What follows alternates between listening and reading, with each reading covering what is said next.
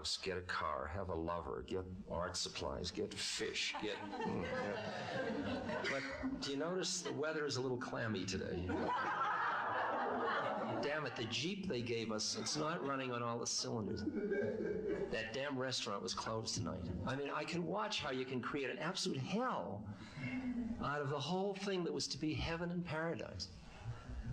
And then you just laugh at yourself. And then finally, the image I have, which I've told so many times, of being in Bareilly at the railway station in India, when I realized the train was going to be 2 days late. And the station was full of people who were living there. And these were families with kids that were peeing everywhere, and they had goats and chickens and vendors selling everything. I mean, it's life. It's real life in the Bareilly railway station. And I didn't have much money at that time, and I was barefoot because I was a yogi in those days. And the latrine, I had dysentery, and the latrine had stopped up maybe, a few weeks before. And so and vendors selling everything. I mean, it's life. It's real life in the Bareilly railway station. And I didn't have much money at that time, and I was barefoot because I was a yogi in those days. And the latrine, I had dysentery, and the latrine had stopped up maybe, a few weeks before. And so the fecal matter was sort of everywhere, and there were flies. I mean, millions of flies, and I had to go about every 15 minutes. And now my mother raised me. She had very definite models of toilet training, and she taught me what hell was, and the closest to hell of her mind was the Bareilly railway station latrine. I mean, if she had ever seen it, she would realize she had met her fantasy, right?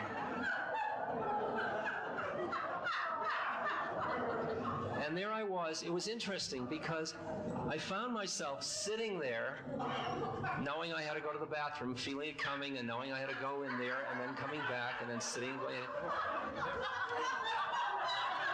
I just got toilet paper.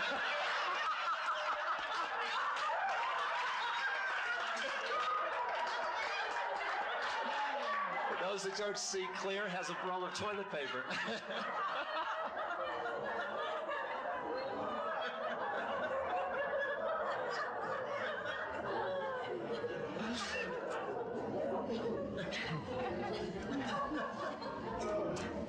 And there was a moment when I realized, in the midst of all that I was happy. And I thought, this is impossible. Everything my training prepared me for was to not be happy at this moment. And I'm happy. And it was interesting. I was happy because there was life force, there was openness, there were people, there was realness, there was softness, it was alive. And also because I was really at peace in myself. And this was just the stuff to deal with. And in a way, that experience shifted my consciousness about manipulating the universe to be happy. I'll still make it as nice as I can for me. But then, where it isn't, I don't sit around being preoccupied with what isn't. Just open to it. And here we go. Here we go. Because the amount of time you create a hell with your own mind because of your attachments to your models of how it should be that are different from the way it is. You can see it in this culture about growing old. You see the model that a person develops about themselves, and then as their body changes, which is inevitably part of nature, how it disconfirms their model and how they suffer. Because I used to do 100 push-ups and now I can only do 70. And there's a deep depression. Isn't that interesting? I can't even do one. And I'm not depressed. You should be. Next question.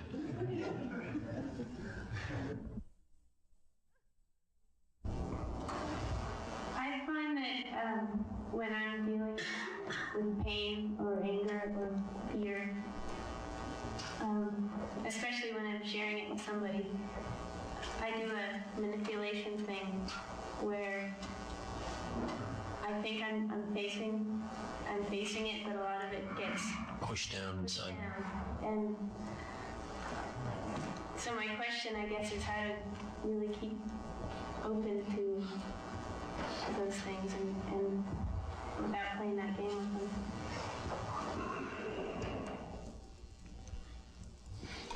You're talking about manipulating them or yourself? Do you feel you're selling out to be with them, or do you feel you're trying to manipulate them? What are you telling me?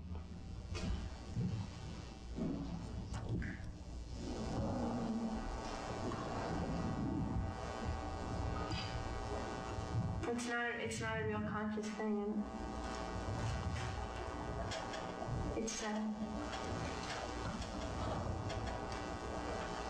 an ego trip. Well, most everything we do is on this plane. It's hard not to be. I mean, the spirit is mediated through ego.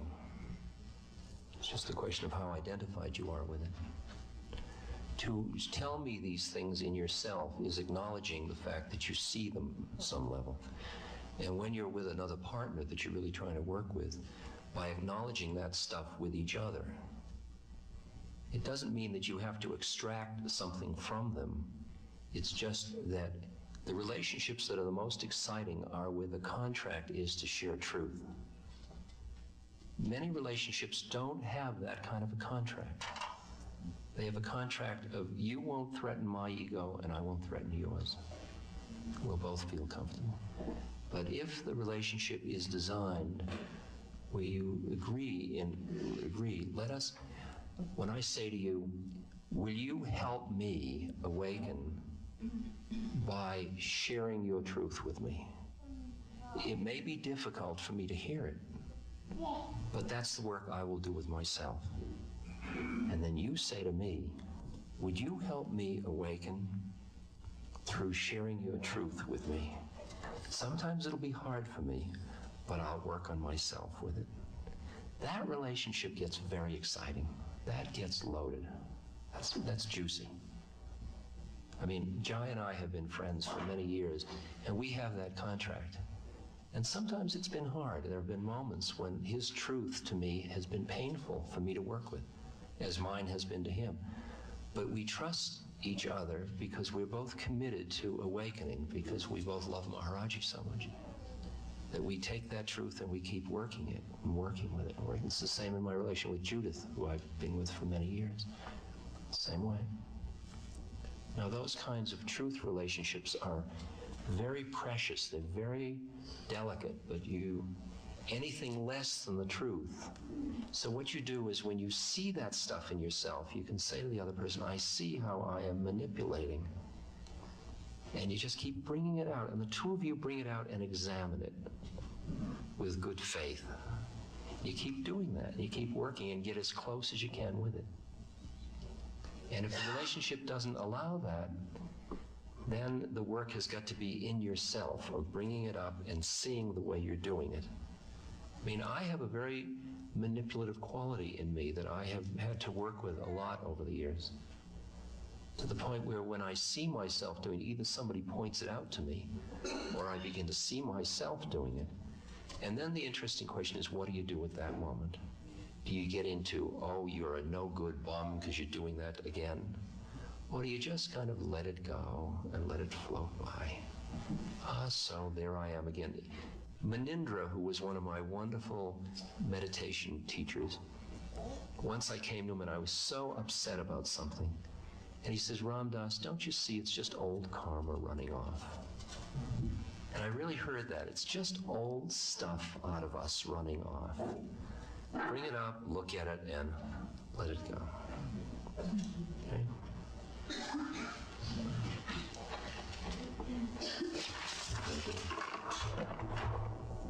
Yes, My question is unheard. My question has to do with the relationship of student to spiritual teacher, and it has to do with one view is that the student should never accept blindly what the teacher puts on them or tells them. That one should check it out to look for themselves. One should go through it. And the other view is one should totally surrender their being to the teacher. Now, if you are the student and you're in this kind of situation, which way do you go? How do you know what to do?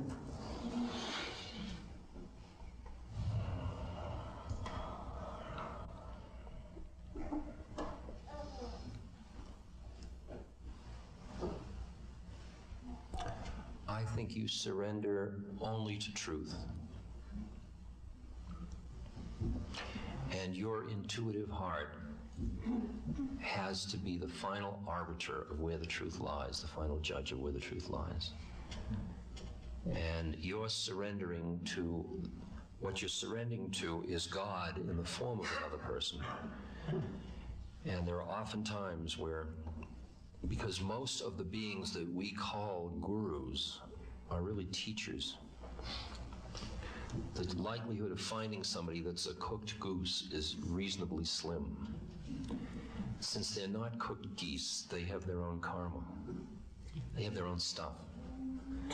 And so they become somebody through whom a teaching comes, but they themselves are not truth. They are merely a vehicle through which, if there is a purity in your heart in the way you seek truth, you will take, as the swan is able to separate milk from water, you separate this purity of their message from the stuff of their karma. And you take the truth and you work with it. So like some teachers will say, I've given you so much, you've got to do this for me. I would say the only thing you owe a teacher is for you to get enlightened or free. That's all you owe them. Because they're doing it out of the grace and good fortune that they're able to do it, and that should be enough for them. You don't owe them to take care of them. You may want to out of your love for them, but there's not an obligation in that sense. My sense is that when we surrender to a teacher and then end up feeling burned by their impurities, there was a conspiracy between the teacher and you for everybody to do themselves in through each other. And everybody's getting their karmappans. I have watched this again and again because there is a whole panoply of impurity in the teaching scenes. What if you don't feel that, though? What if you feel that no matter what happens? Would you talk to the microphone? What if you don't feel that? What if you feel that the teacher themselves is very pure? If there's any impurity that's coming from your lack of knowledge and you don't feel that. If you intuitively feel that, then you listen and you go as close to surrender as you can go.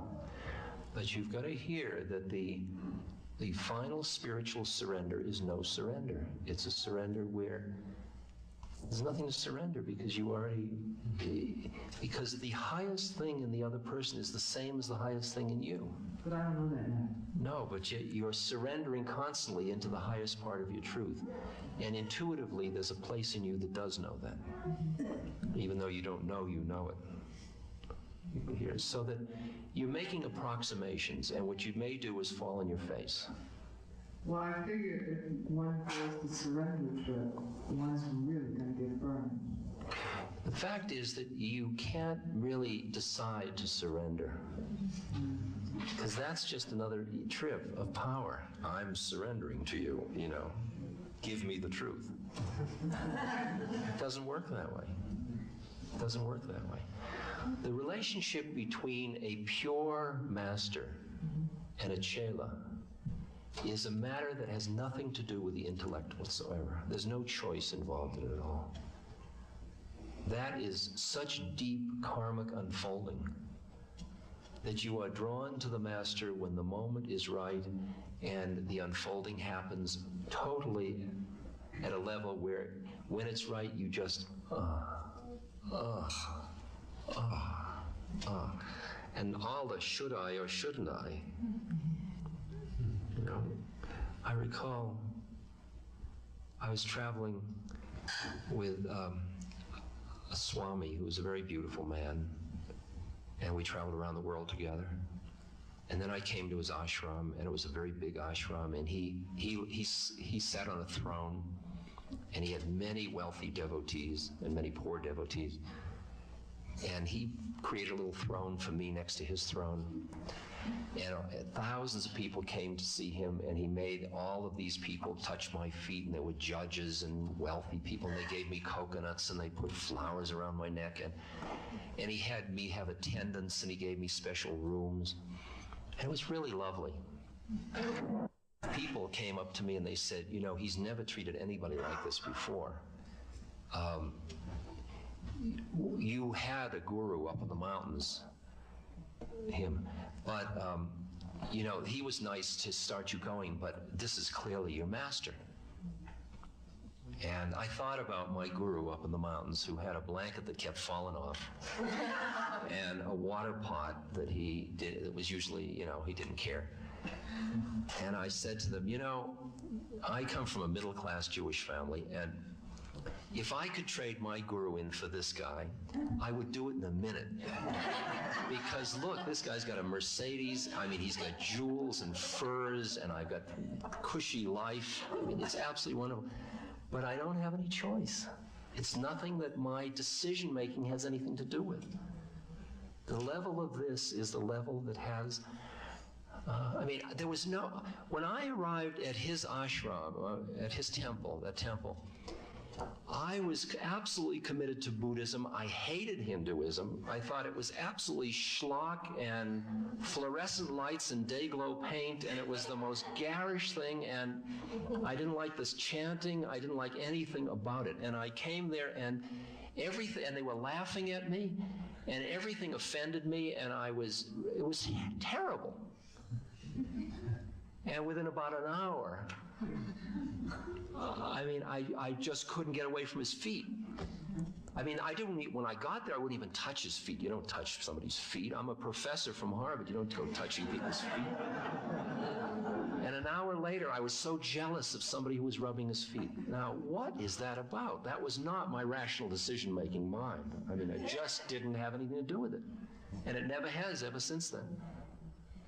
So when I'm dealing with that, I feel that something was so true in his being that the deepest truth in me responded to that. And that it bypassed all the circuitry of the decision-making process. Can you hear that issue? That's the level at which surrender occurs. This podcast has been brought to you by the Love Serve Remember Foundation and ramdas.org. We appreciate all the support for the foundation and for Ram Dass's work, and we hope that you will continue that support. You can go to ramdas.org and click on the Donate Now button and follow the prompts. Thank you.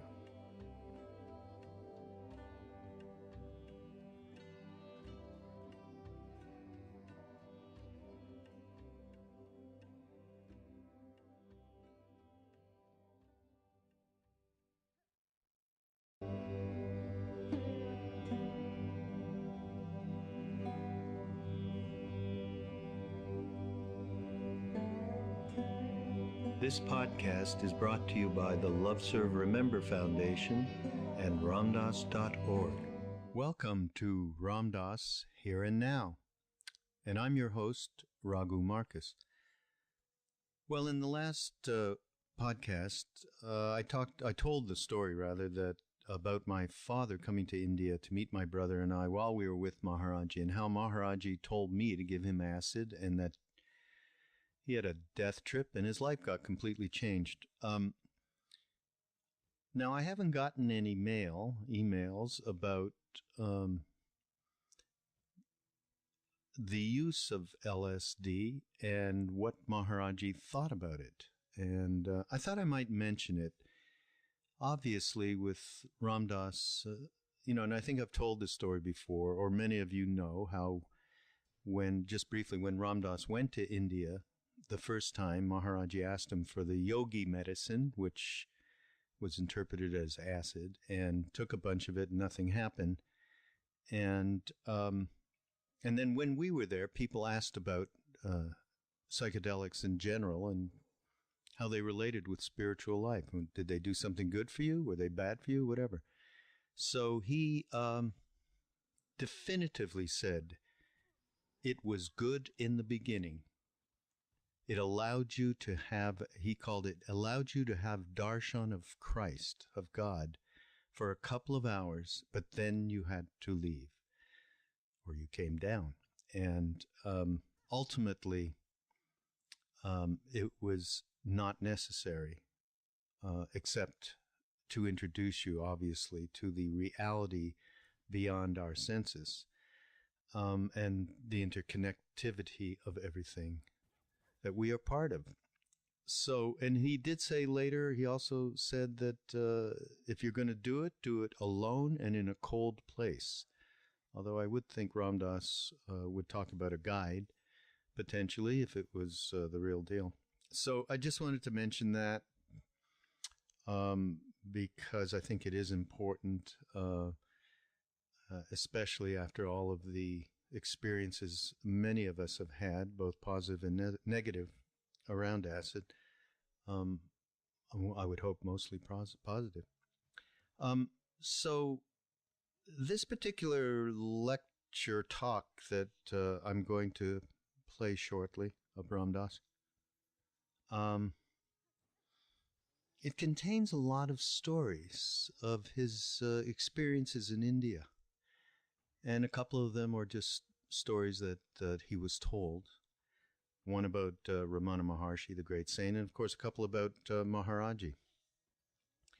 And he again tells his story about how he went over to India the first time, what was in his head about it, and it had to do similarly with what I just mentioned about acid. You know, it was good for him. He took, a ton of trips with Leary and by himself. And eventually he, though, realized that it could not sustain the experience. And he just didn't have what he called the map. And that's why he went to India. And he also said that he went there to experience a stretched consciousness, he called it, or to stretch his own consciousness, and learn how to live on many planes of consciousness simultaneously in those planes that he experienced taking the psychedelics. So he talks about that. And the other thing that's interesting, and in my own experience, we went over there. We were very naive. We had, it was a matter of finding out, as Ram Dass mentions, whether or not the laws of the universe work the way you think they do. And certainly with Maharaji showing us through miraculous events or miraculous knowing, what's called in India a knower of all hearts, a finished realized being. One of the definitions of that in India is called antarayami, which means knower of all hearts. It's somebody who knows your past, present, and future. And of course, Maharaji used to demonstrate that all the time. There's one story that Ram Dass tells, and I won't detail it out, but it illustrates probably the highest form of these kinds of miracles, and that completely change your concept of how the universe does work. And in this case, it's a story of him going to a barber to get a shave, and the barber was an old man, and he was complaining to Maharaji that his eldest son had taken off 10 years previously, and he needed him. He said, "Baba, I need my son. I'm getting old. I need someone to help support the family, and I don't know what to do. What should I do?" And his face was half-shaved. He had shaving cream on one side still. And he said, "Oh, wait a minute. I got to go pee." So he goes out in the back of the building, And he's there for a few minutes peeing, and he comes back in, and they finish the shave, and he says, God will take care. Next day, the guy's son shows up, and his father says, what are you doing here? What happened? He said, I don't even know what I'm doing here. I was, he was somewhere hundreds of miles away or whatever.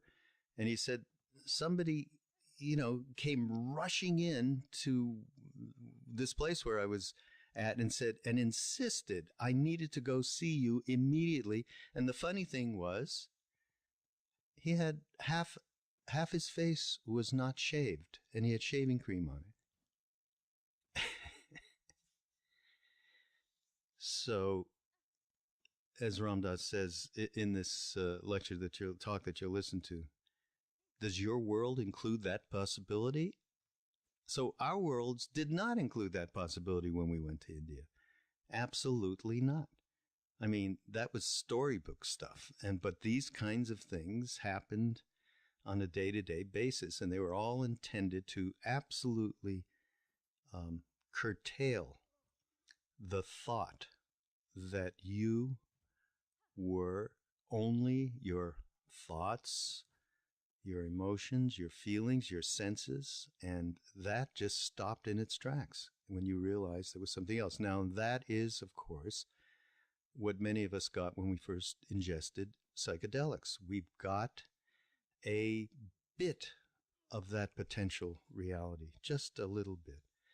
Now, the other thing, one of the other stories, which is another demonstration of what we think is, we are using our minds and so on to make decisions.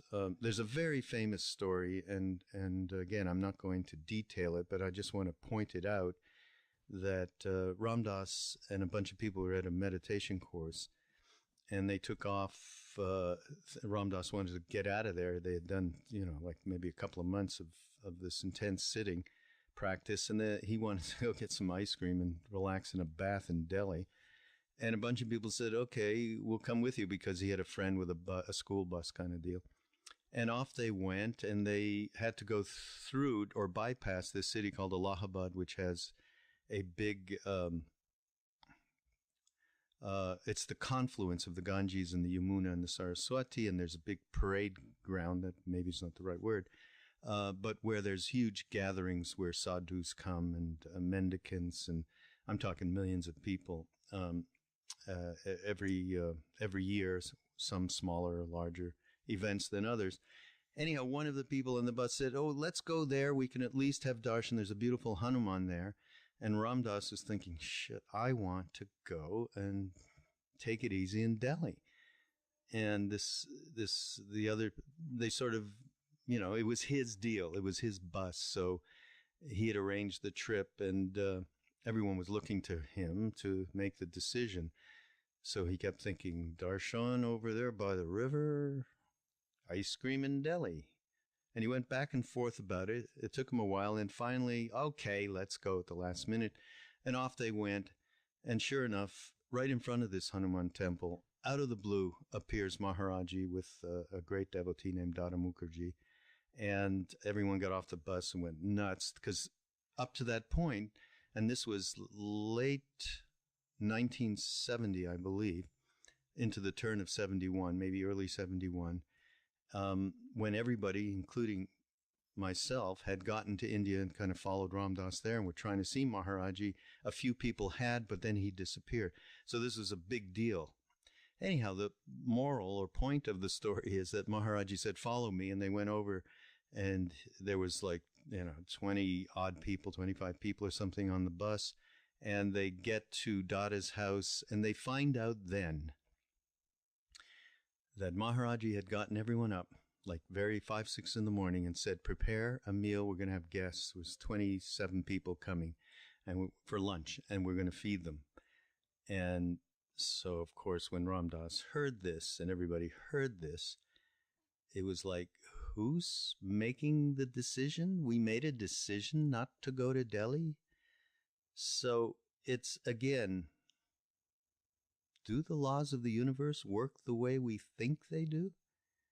Or is there something else going on which allows for this sort of event, which, certainly not commonplace, or the event of Maharaji appearing hundreds of miles away to help out an old man who was missing his son? I mean, food for thought. So here is Ram Dass, Here and Now. Ram Dass was born in 1931 as Richard Alpert. In 1967, he traveled to India, where he met his spiritual leader, Neem Karoli Baba. Under his guru's guidance, he studied yoga and meditation and received the name Ram Dass, which means servant of God. Ram Dass is co-founder and board member of the Seva Foundation, a without-profit organization dedicated to manifesting compassionate action to alleviate suffering in the world community. Ram Dass received a master's degree from Wesleyan College and a doctorate from Stanford University. He taught psychology at Stanford and the University of California, and taught and conducted research in the Department of Social Relations and the Graduate School of Education at Harvard University between 1958 and 1963. While at Harvard, Ram Dass did extensive research with psilocybin, LSD-25, and other psychedelic chemicals. Because of the controversial nature of this research, he was dismissed from Harvard in 1963, the first professor to be fired by Harvard in the 20th century. And now, Ram Dass. Since there's no title for this morning, I feel free to play a little more and be a little less didactic, and also to open myself to more questions from you. But one of the things that has not, I haven't had a chance to talk about it all this week, was a little something about what India was about for me, and but a specific aspect of it, about what I learned about the potential of human beings. And I want to tell you a series of stories that stretched my consciousness quite a bit. I've written a book about 1,000 stories of this that are like this. I won't tell you all of them today, but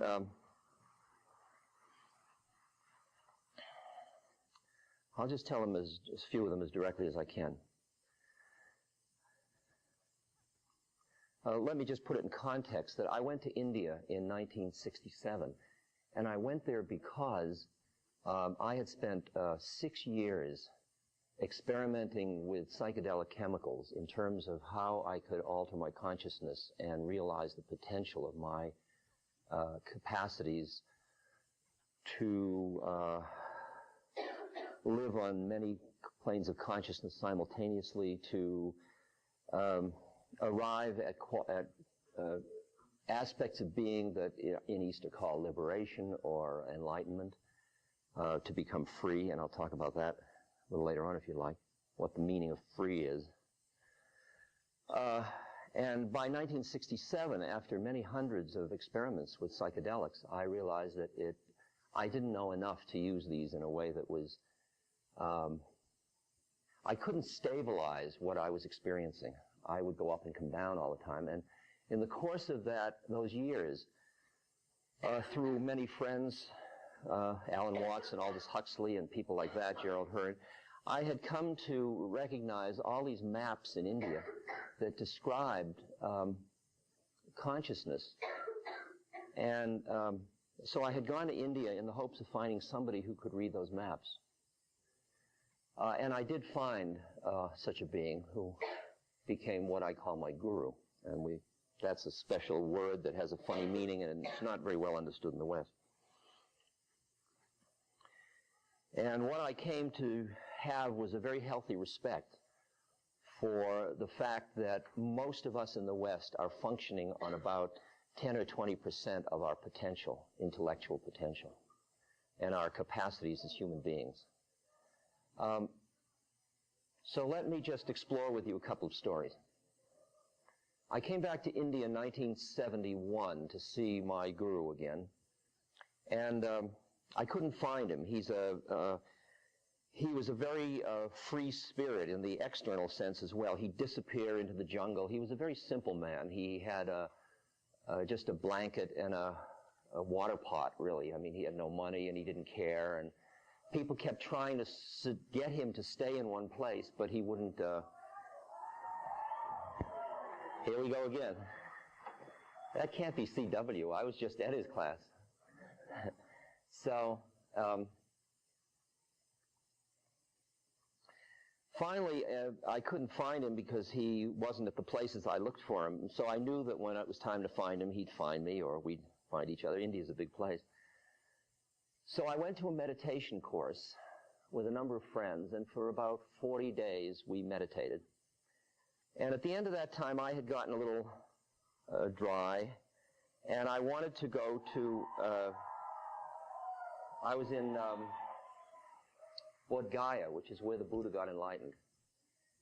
And so I wanted to go to Bodh Gaya. I was at Bodh Gaya meditating, and I wanted to leave to go to Delhi, where there was going to be a celebration.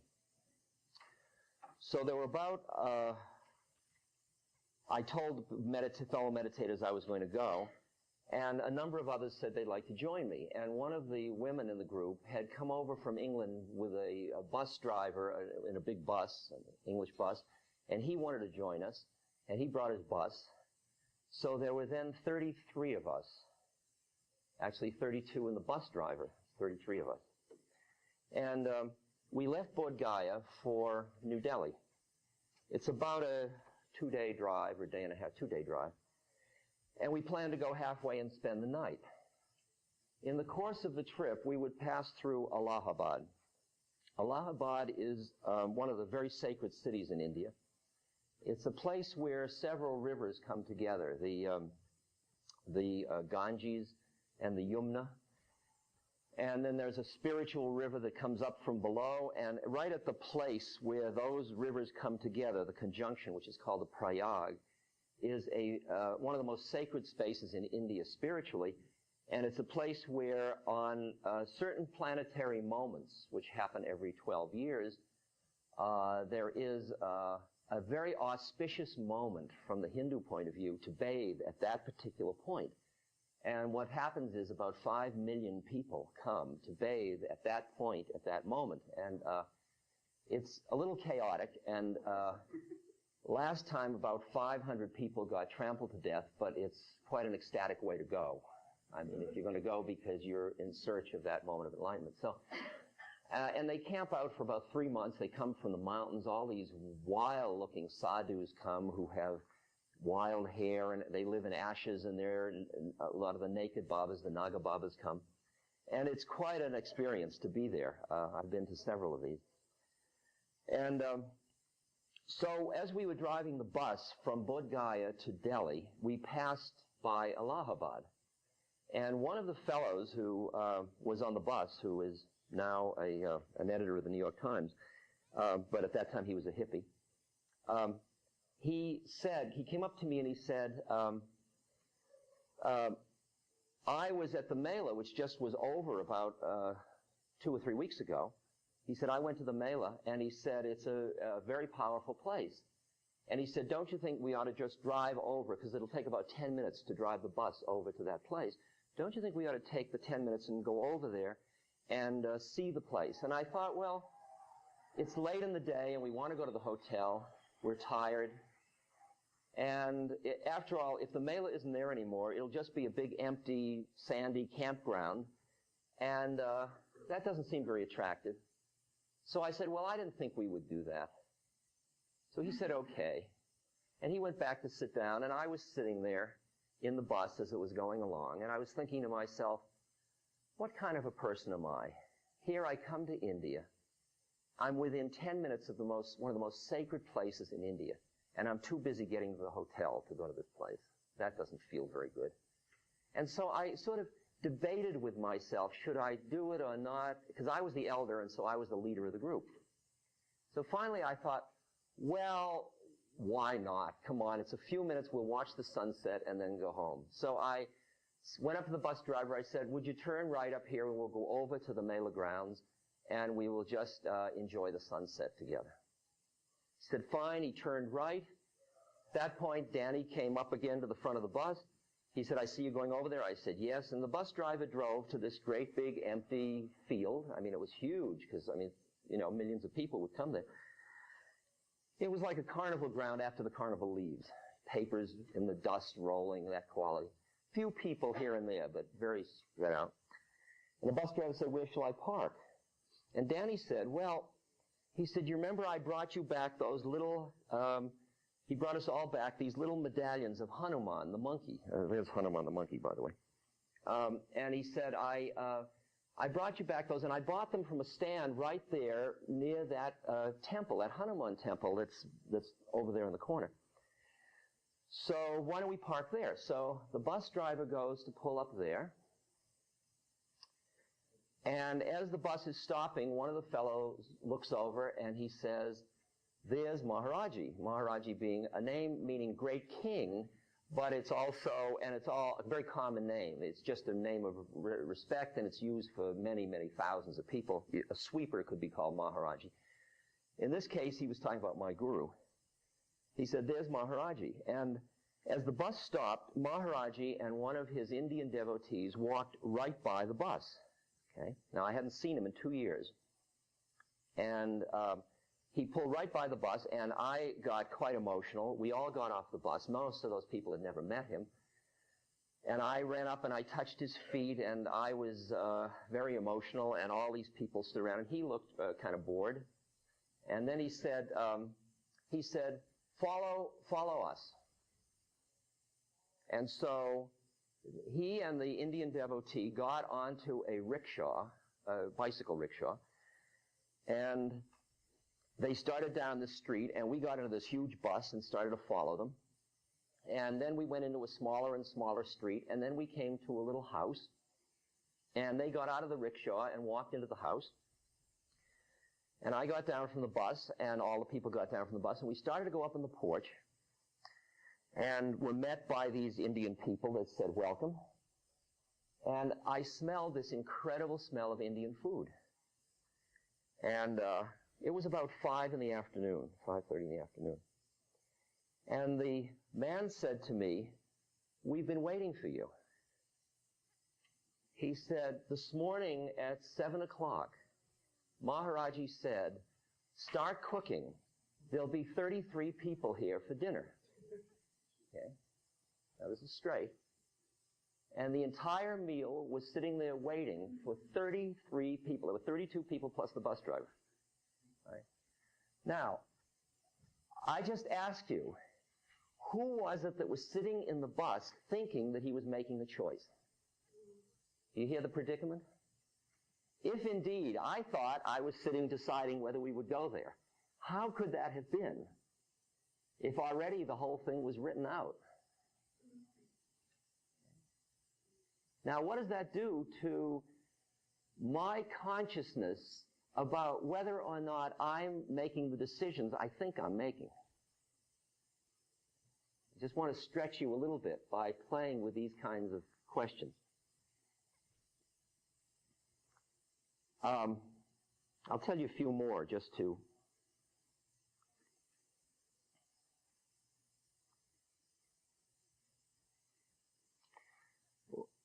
one of my friends who started the Seva Foundation, he's a doctor and epidemiologist. He was a professor of public health at the University of Michigan.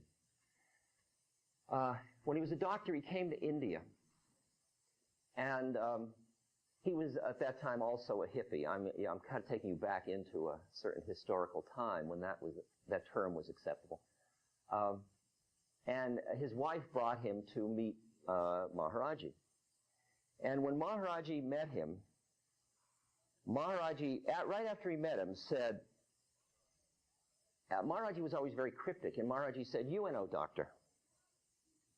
So what Larry heard was, you are no doctor, which is what his mother had been saying to him for years, because here he had gone into medical school and he wasn't earning a living. And so so Maharaji kept saying, UNO doctor, UNO doctor, UNO doctor. And finally, Larry realized that he was saying UNO doctor, United Nations doctor. And then Maharaji said, go, go. So Larry went to Delhi to become a UNO doctor. Now he's a long-haired, long-bearded, white Indian clothes. He walks into the United Nations Health, WHO. They take one look. They obviously don't want this. And he says, I've come to sign up as a doctor because they were doing a smallpox eradication. As many of you know, smallpox is the only human disease that has been eradicated from the face of the earth. And it took 35 nations and 5 billion house calls to do it. But they did it because it was spread from human to human, and they found the last cases and they vaccinated everybody around it, and then no more. So all the older people in this group are all vaccinated. All the younger people aren't. You don't have to be. You don't have to carry vaccination cards. And that was because a whole group of people got together from all different countries, and they did this like a tremendous battle, and they ended up vaccinating millions of people and got rid of it. So this was the program the WHO was leading at that time. And so Larry signed up, and they said, we'll let you, don't call us, we'll call you. So Larry went, and he went back up on the bus, which was an 8-hour bus trip with no springs in the bus, back up from Delhi up to Nainital, where we were hanging out. And he walks in, and Maharaji says, Kya? What's going on? And he says, they don't want me. And Maharaji says, UNO doctor, go. So Larry says, look, he's the guy, boss, So he gets back on the bus, he goes to Delhi. And this time he sort of puts on a regular Western shirt, and he goes in, and they turn him down again. And he comes back up, and this goes on, 6 times, I think. Back and forth, and they just don't want him. By then, he's cut his beard, he's got a necktie, he's slowly getting himself together. Finally, I don't remember whether it was the 7th or 8th time, he came to them and he said, and they got to know him after a while, he said, look, this guru is bugging me. Would you give me any job at all? I don't even care if I'm a doctor. I just got to have something to get him off my back. They said, well, we need an administrator in the southern part. He says, I'll take it. So they said, fine, we'll give it to you as soon as you get, we just have to get one more thing, is security clearance from the United States government. And he said, uh-oh, we're going to have a little problem with that, because he had been a very politically radical doctor in Berkeley during the Berkeley time, and so he knew the FBI had a long file on him and CIA, so he thought, well, that isn't going to work. So he went back up to the mountain and he said, Maharaji, they say that they have to get security clearance, and there's no way I'm going to get security clearance. So Maharaji looks at him and he says, who gives security clearance? So Larry had no idea. So he thought of who's the head of the program, who was a man named D.A. Henderson. He said, Dr. Henderson. So Maharaji, in this kind of real showbiz way, goes under his blanket, and he comes up and he says, how do you spell it? So Larry says, H-E-N-D. Maharaji is under there going, H-E-N-D-E-R-S-O-N.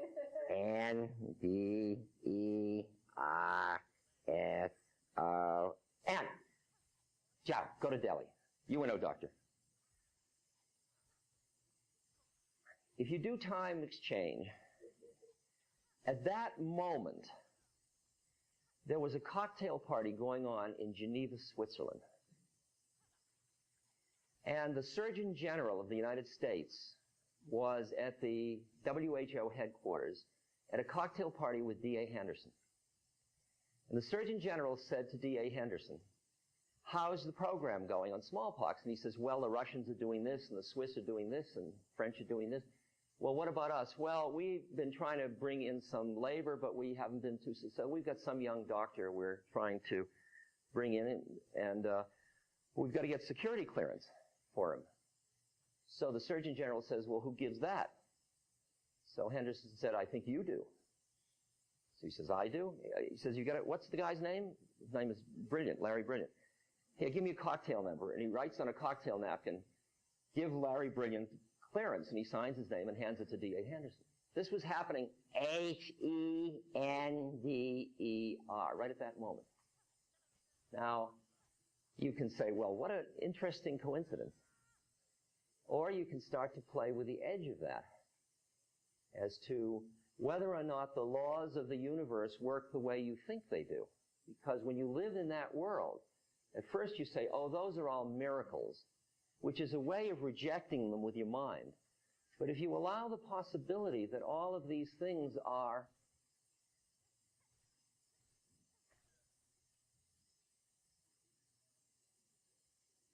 I was with a Swami who I traveled around India with at one point. He was a very powerful man. And at one point, when we were at a little village, he woke me up at around 3 in the morning, grabbed me by the hand. We didn't speak the same language. He spoke Tamil. And he took me down a little street and up to a little temple up on the top of the town. And he sat me down. It's around 3 or 4 in the morning. And he whispered a mantra, a phrase into my ear. And he started to do something over me, and I went unconscious. The next thing I knew, it was around 9 in the morning, and people were shaking me. And they were saying, Baba wants to see you, Swami. The Swami wanted to see me. I didn't know what had happened to me. So I came back to where he was, and he said, I said, what was that all about? He said, that is a mantra that will give you vast wealth and vast power. Now, I wanted vast wealth and vast power, but I didn't want it. So I said, I only want vast wealth and vast power if you'll give me an equal amount of love and compassion. And he said, with a look of disgust, just do the mantra. You know, don't come on to me, just do the mantra. So I couldn't stop doing the mantra. I mean, I was doing it day and night. And we were traveling through southern India, and I was doing the mantra with beads. And we finally came to his temple in Ganesh Puri near Bombay. And he said, I don't want you meditating with the other people.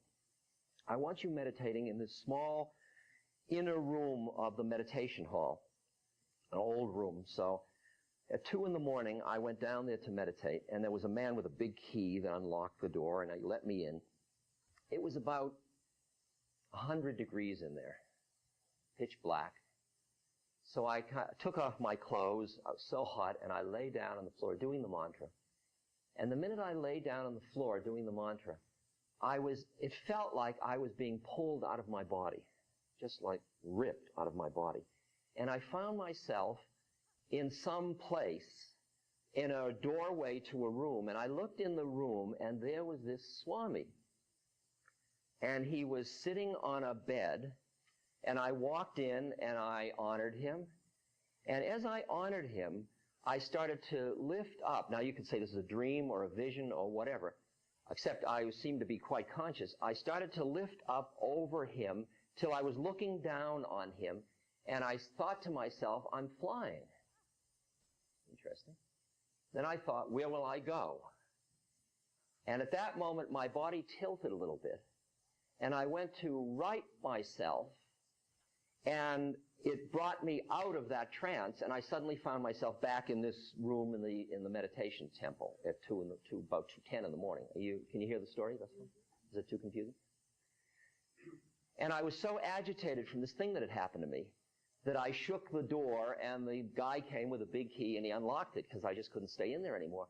And I walked outside into the moonlight, and there was the Swami and one of his Indian devotees who spoke English walking around the courtyard. And I walked up to him and I honored him, and he looked at me and he said, how did you like flying? You hear that one? In other words, well, you hear it. I'm not going to belabor it.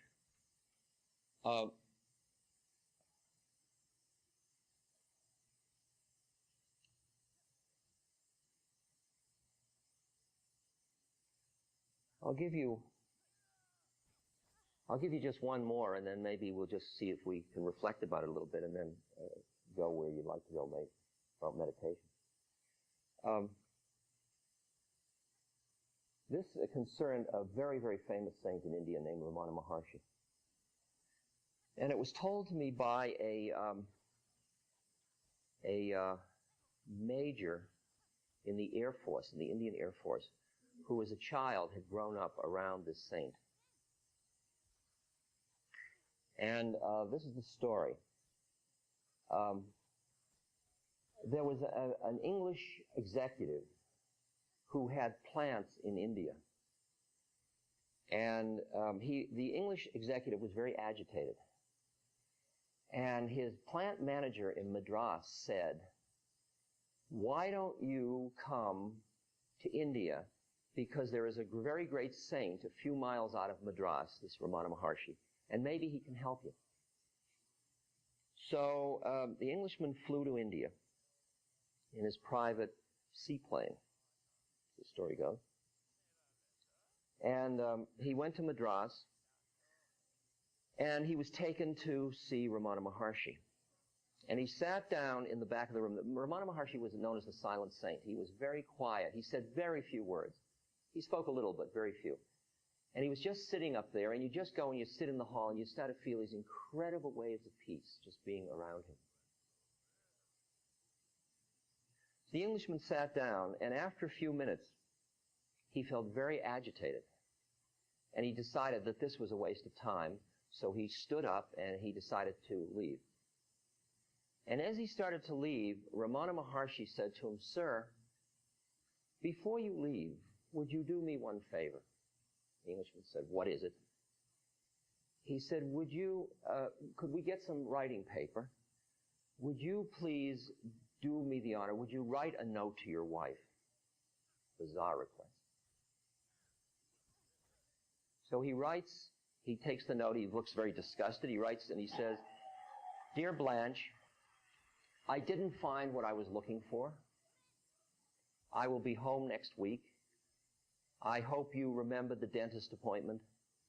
Hope you're watering the flowers. My love to you." I think his name is Fred.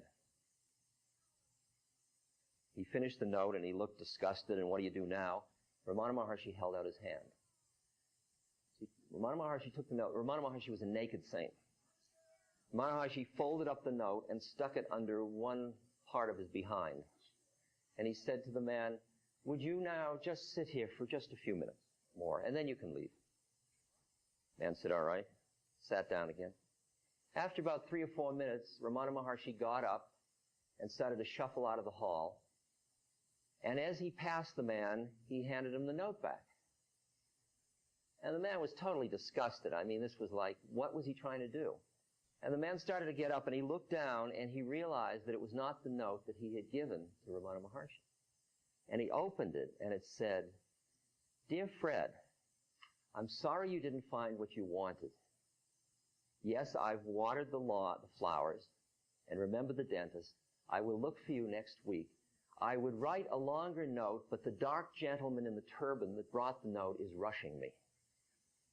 Signed, Blanche." And it was in his wife's handwriting. Okay.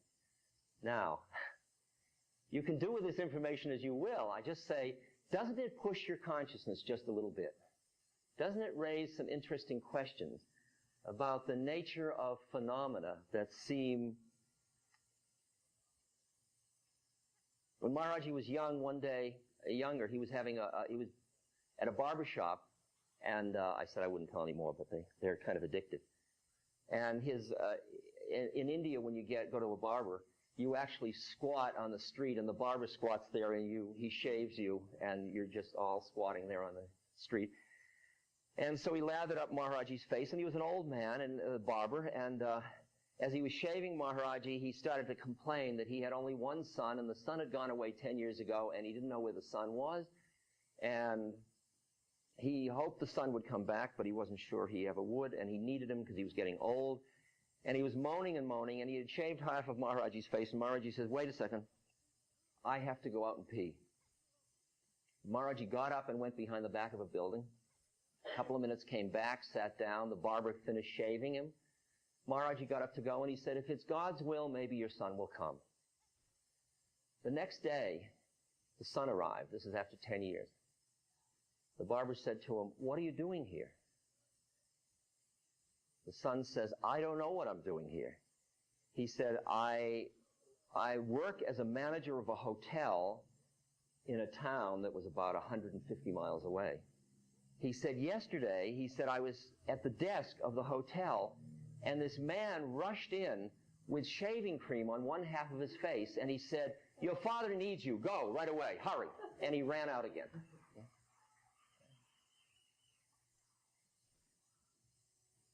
I only have 996 more of these to go. Just see if there's any more you need to hear to...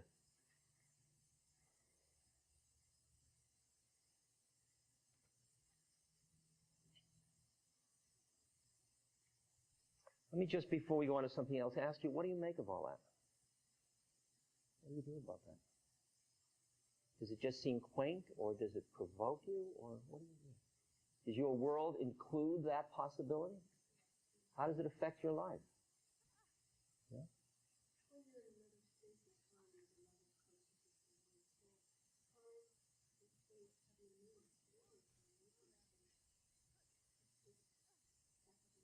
Yeah. Yeah. I tried to figure out how Maharaji was doing what he was doing. And it had to do with that as your awareness moves out of a time-space locus of your body, your awareness starts to not be dominated by time and space, and then you are wherever you are. And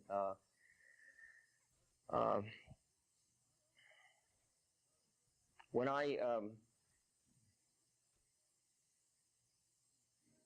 went to, I think I told some of you the story, but I went, after I was in India for 3 or 4 months, I went to Delhi to get my visa renewed. And I was at that time very much a yogi with my beard, and I was wearing what's called an ulfi, which is like a potato sack. And I was barefoot, and I had lots of beads.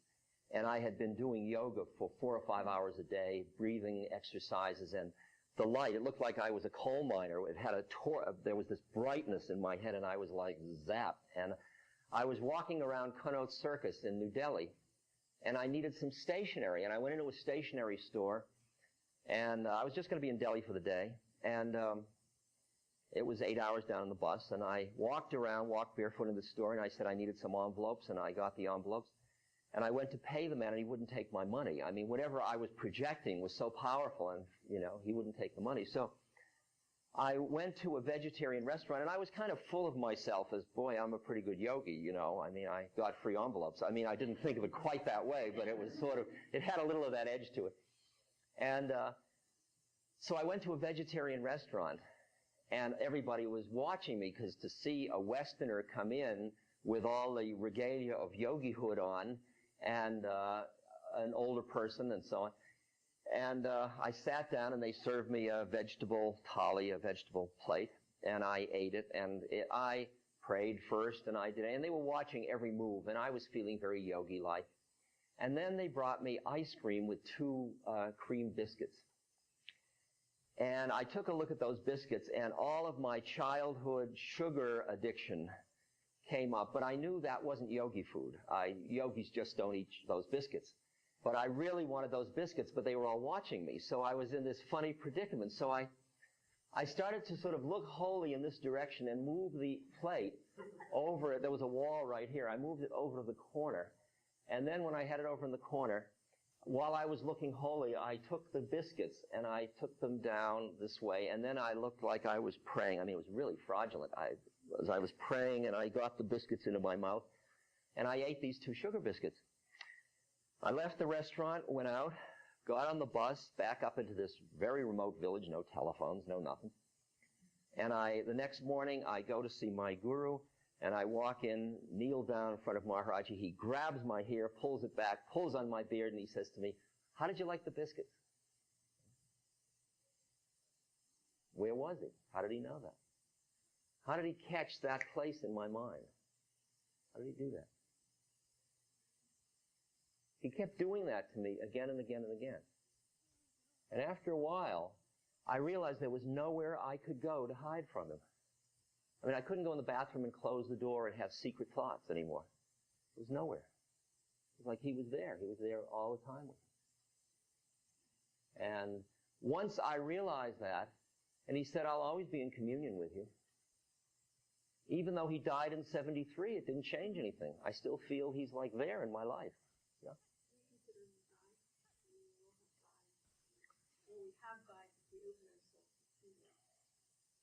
We all do have guides. We all do have some inner guide, some guidance. The guidance can come in the form of an external form, like a guru. It can come in an internal form, like your own inner voice, or it can come in the terms of some kind of spiritual entity that's on another plane. And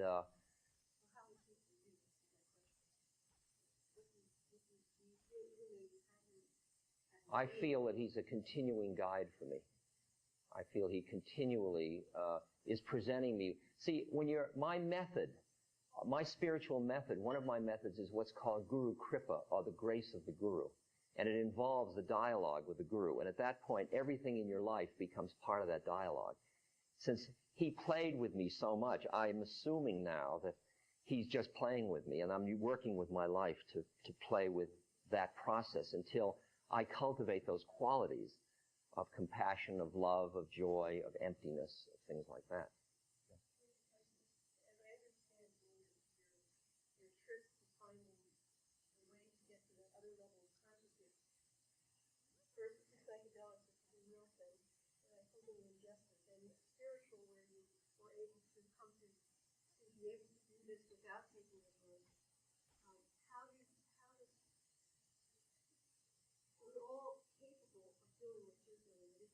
That's right. Absolutely. Where you are now in time after you've done the route long and hardly, what do you recommend for people who want to open themselves more, and what kind of meditation, as I understand it's meditation that will take you to this space and time. Tell us a little bit about what forms of meditation you think are productive, helpful, and not because you know some forms can be destructive.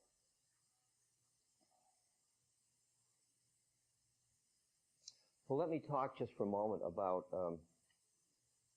what meditation's about. For start back a little bit at the beginning. Let's take the turning right story and Maharaji having the food ready. What that suggested to me was that who I thought I was that was sitting in the bus that was thinking I was turning right and making the decision was indeed, I was not free at that moment to make the decision. That was a programmed thing in me. Now, most of us, when you ask the question, do you have free will? Most people think that they do have free will. They think they make choices, like you had a series of choices of what program to come to here, or to whether to come to the university. And you think you made that choice, and you think you had a choice to make that choice. But you are also very sophisticated people, and you know that if you study any part of the way of forms, like if you study physics, or you study chemistry, or you study anthropology, or you study astronomy, you will see that forms are lawfully related to other forms. You see, wherever you look, you see law in the universe. And when you're a psychologist, and a cognitive psychologist as I am, and you study the mind, you begin to see that there are laws of thought as well. And that you don't make a decision out of a vacuum.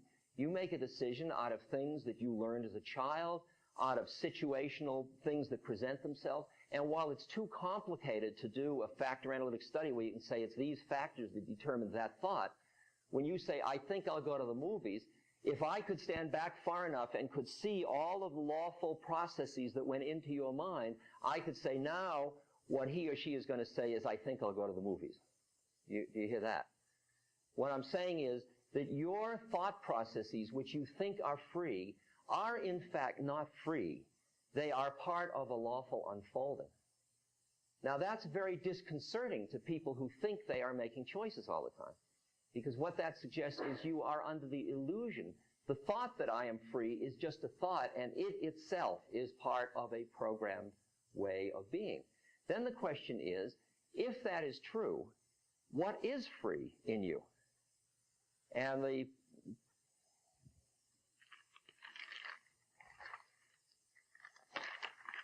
always wanted to use one of these things.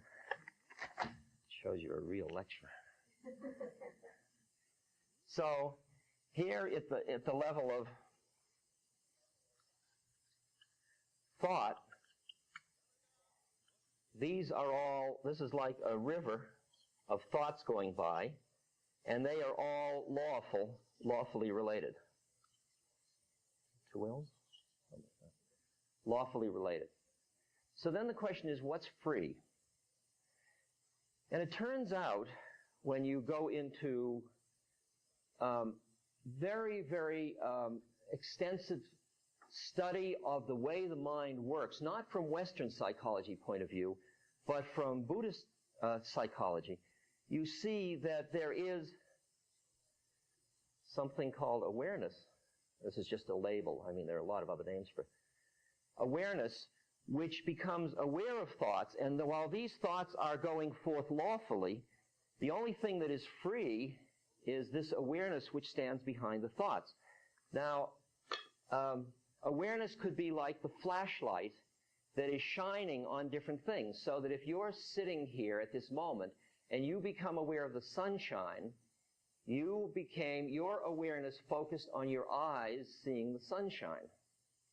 And then you become aware of the seat under your behind, and your awareness moved to the sense of the pressure on your skin. Now, the awareness focuses on one thing after another, and these thoughts and sensations keep coming up at a very fast rate. So if you're sitting here feeling now, you at one moment will feel the earth the ground under your feet, then you hear my voice through your ears, and you all have had the experience where you're sitting reading something and you get so intensely involved in the reading that somebody walks into the room and you don't even notice they walked in. Now, you weren't holding your ears. Your auditory canals and the whole auditory nervous system were working fine. And the minute you got disrupted from your visual and thought processes, you were aware somebody was in the room. But that awareness, you didn't notice it because you were so focused on your eyes seeing.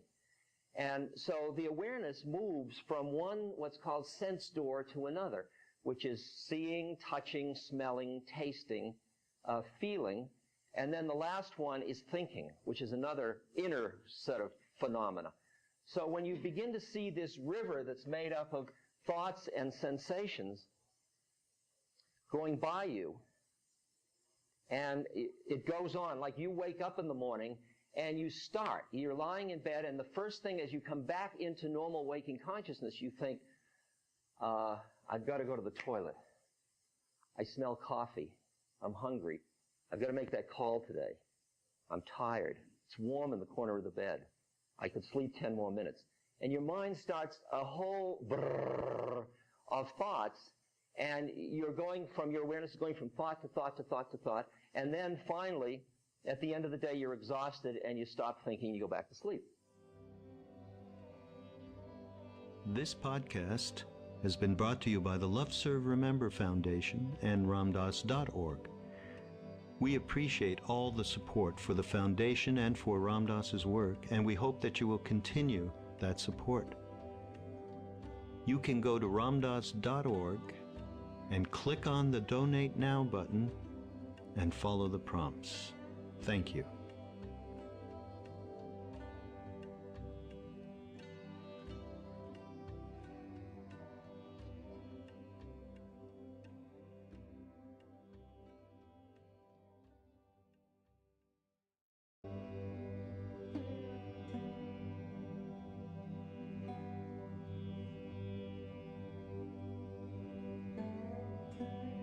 This podcast is brought to you by the Love Serve Remember Foundation and ramdas.org. Welcome to Ram Dass Here and Now. I'm your host, Raghu Marcus.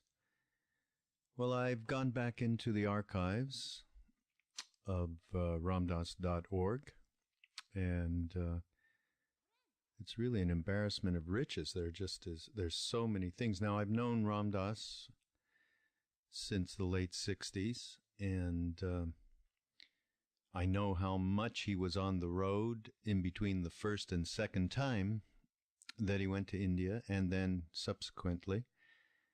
And I've traveled a little with him from time to time and done different projects and so on, but I am truly staggered by the wealth of material and the connectivity of the material. You can hear something, as I'm going to play shortly.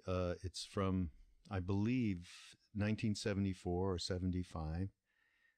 It's some of the dating that was done wasn't quite right. And in this particular talk, actually, it's an interview on a radio station in New York, again around that 74-5 timing.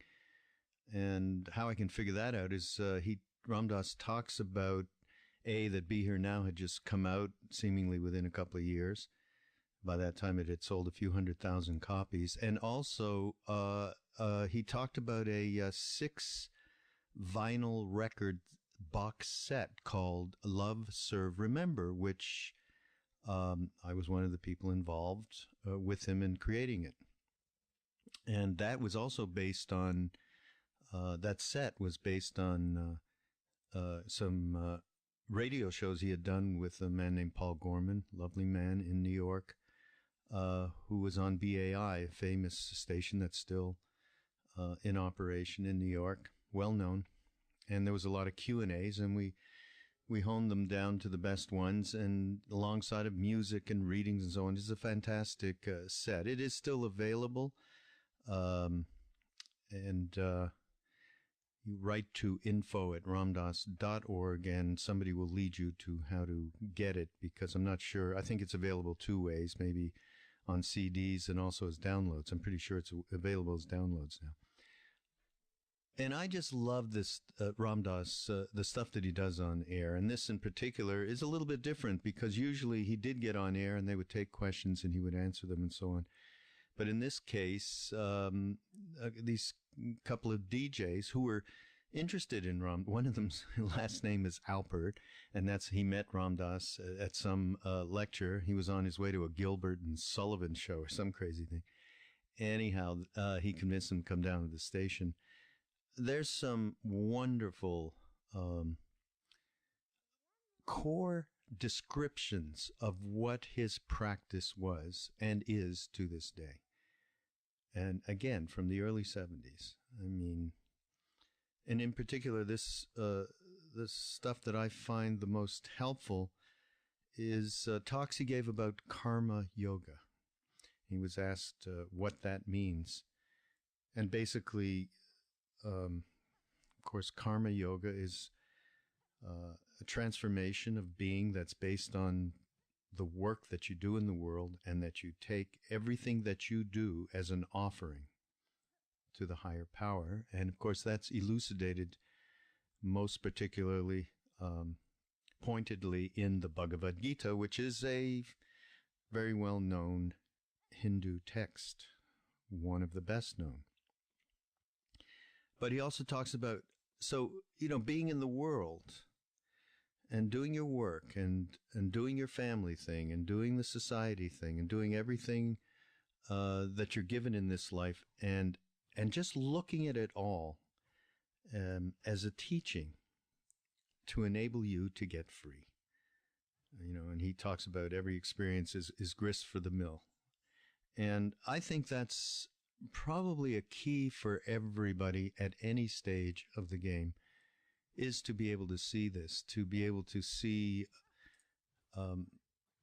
every work experience, every relationship, and you stop for a moment just identifying with that part of yourself that is on automatic, on remote, in terms of all of this interaction. So taking these experiences and using them to move forward, to be identified with soul, spiritual heart, is crucial, and it's a practice that anyone can do anytime. Now, in other lectures I know and talks that Ram Dass has given, he talks a lot about being able to use awareness and the witness in order to do this. And what else? See, he talks about an interesting story. He talks about getting off of planes. At the time, he was walking around in robes and long hair and long beard, and he looked the part of Jesus. And it's because he had just come from India, and I think for a number of years in the mid-70s he dressed like that. And then I think as 1980 came about, he cut it all off. I guess it just was attracting too much attention to the outer physical manifestation that people were getting lost in it. But he would talk about getting off the plane, and you'd see all these beautiful, pious people looking at him. Oh, Baba Ram Dass has come, and then there was the other people waiting for the other people who were coming off the plane who didn't know him from Adam. And they were all looking at him and going, who's this weirdo? So you have two completely different perceptions. And the DJ said to him, well, how do you deal with this? And again, it's part of karma yoga, just dealing with the fact that behind everyone's preconceptions about people, how they look, how they act, is us. And he said, and my practice would be to just see them as my guru, see them who they really are behind of all of that. And, he talks about how, some of them come and that they're, the piousness is just engendering this respect that's not real and it's not substantial. It's just projection and, feeds ego. And that's just Maharaji's way in that moment to just show you where you're not. So again, each experience is just conducive to becoming free. Every experience with every person, every experience with every object, with every with whatever work you're doing, and so on. A really important part of this talk. Some of it, the rest of it is, Ram Dass being who he is, and more of who he was back then, which, as the guy said, I walked into this hall to see you, and I didn't know, I thought I had walked into a comedy club. And, it's interesting, Ram Dass's response to that. But the bottom line is getting to the place where we cease to be identified with our individual differences. I think that's one major point that comes out of this particular interview, rather. And in the interview, he talks about this. I mean, boy, isn't our world right now made up of so much individual difference and so much opposition and so much other than? I mean, we look at what's going on in our society today, where this country is so divided, especially with these political conventions that are going on. I mean, I myself have such a hard time having compassion, for the other side. It's tough. It's tough. That's why Ram Dass talks about how he used to put George Bush's picture on his altar, and just to find that soul behind the sort of bad incarnation in terms of the things that he did that affected so many people negatively. So karma yoga, I mean, it is absolutely an essential ingredient in coming to peace with yourself, with ourselves. And so here it is, Ram Dass, here and now, karma yoga. This recording was made on October 16th, 1973. 106.7 FM, WRVR in New York. Hi, I'm author Alfred. The program is Connections. And Ram Dass is here, and we'll talk with him in just a moment. What about Timothy Leary? Yeah. Who we could mention in this connection. Yeah. What is his current status? He's in jail. Yeah. Timothy is serving, at the moment, he's serving 10 to 20 years for possession of 2 roaches. Yeah. And marijuana cigarette stubs found in an ashtray. Yeah. That's the technical charge. The political, social charge, of course, is that he is corrupting mankind. He's an evil force in society, and a witch of the in the witch burning days, and he should be punished. So he's a political prisoner, as far as I can see. Yeah. And he's facing 2 or 3 more charges after that one is over. So I assume he'll serve 3 to 5 years now. He's at Folsom Prison in California, which is a good place to do your time if you have to. And if you feel, if you need any extra impetus, last night Spiro Agnew became a civil libertarian. And really? Lovely, I didn't hear that. Oh yes, he made it. One day he's very upset about a lot of things like pretrial publicity and the use of immunity by prosecutors and stuff like that. And he is really concerned about the individual's rights against the criminal justice system. So maybe you ought to write to Spiro and ask him to get in to help Tony Maynard and Timothy Leary and so on. He and Jimmy Hoffer can all get together, right? Start a committee. Yeah.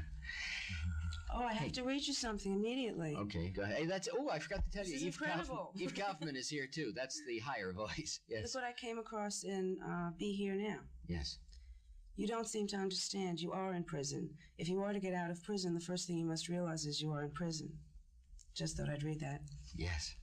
Hey, let me, at the risk of sounding old-fashioned and linear, let me tell you what, let's start all over again. I'm Arthur Alpert, that's Ram Dass, and that was Eve Kaufman who just said that, or just read that from Be Here Now, a book Ram Dass wrote. Actually, as I remember it, it says on the title page, by Richard Alpert becoming Ram Dass? It doesn't say by anybody. It's not by anybody. Oh. That's the first chapter, is the transformation of Richard Alpert to Baba Ram Dass. There it is, the transformation of Richard Alpert to Baba Ram Dass. And Richard Alpert and Arthur Alpert are not, as far as we know, related, but well, as far as we know, we're related, but as far technically on this level, we may not be.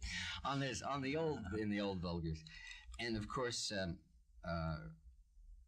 Ram Dass is, well, I don't want to tell you about him. You'll find out about him. Most people know who he is, and those people who don't know who he is will find out perhaps better by when we talk than by You want me to say who I am? Yeah, who are you? Shall I give you the 1-minute curriculum vitae? 1-minute resume. Richard Alpert was a middle-class Jewish Boston boy. Went to public schools, prep school, Tufts College, Wesleyan University for master's, Stanford University for PhD, in research in child development, personality, Freudian theory, and so on, and did clinical psychology as well. Primarily research, teaching psychologist, 1958.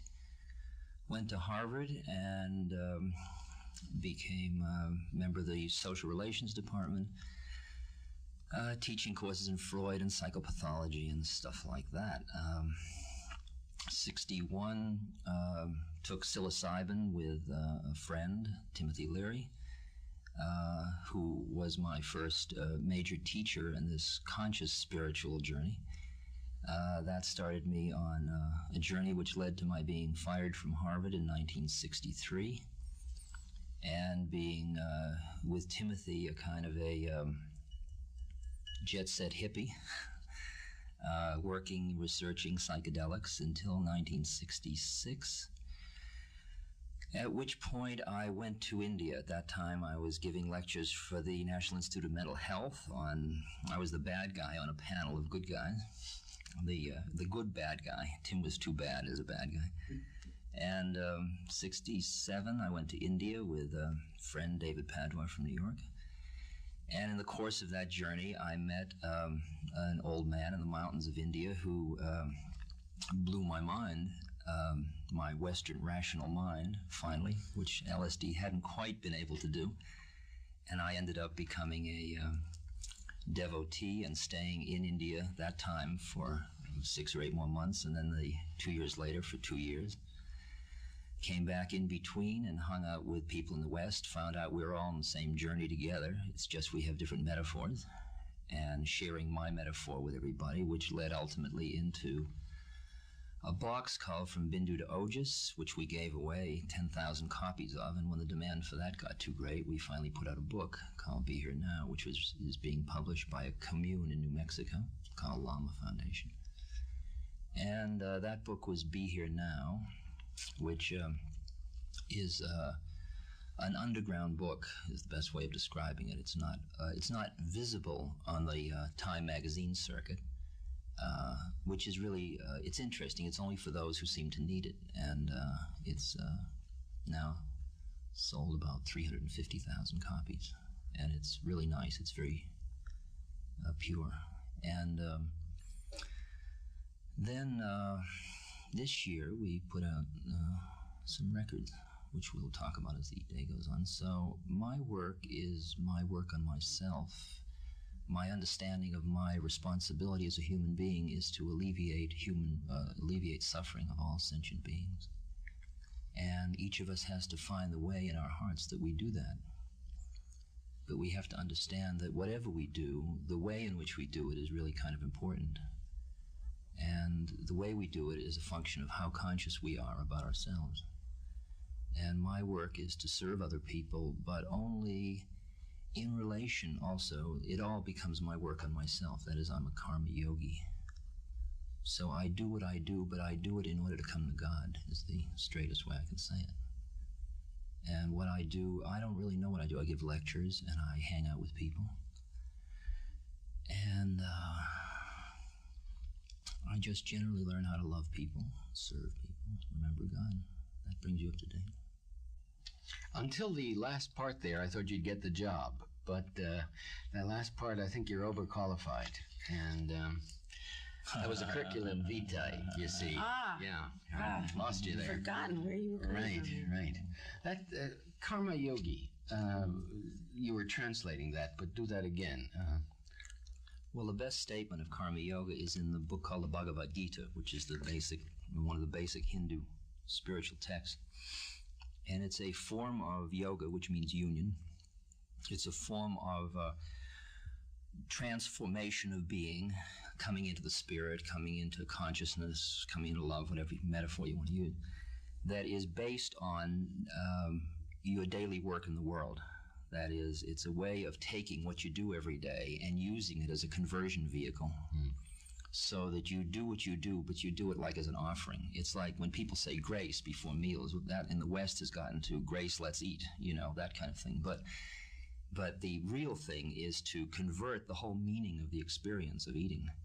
And so with working, so with being here today. Yeah. And until there's one, it's like which reality you're living in. Like we can live in the reality we're in a studio and there's static on the earphones and there's you and I and so on, all this. Or I can live in a reality that I'm coming to God and that all this is a teaching that's being given to me to help me get there. Okay. Now, phenotypically on the outside, it may not make any difference as to what we talk about. But at a deeper level, it does, because in one way, I'm getting out of the egocentric predicament of I got something to say or something like that. All of this is lawfully unfolding as far as I'm concerned, and I'm including what I'm saying. Yeah, and it's important to me because this program is for me something a much slower process, but something like the process that you went through. I understand. That you described. This is your work on yourself. This program. Yeah, sure, exactly. I understand that. Yeah. Hey, we have to take a vulgar commercial break. Vulgar about it. But without it, we wouldn't be here. Have the commercial. Right. We'll be right back. I want to go back. I sort of met you first in Be Here Now, in the book, which Molly Scott gave to me. Some of RVR people remember Molly, who Ram Dass just said he met last week in India. Which tells us where she is, at least on one plane. On one plane.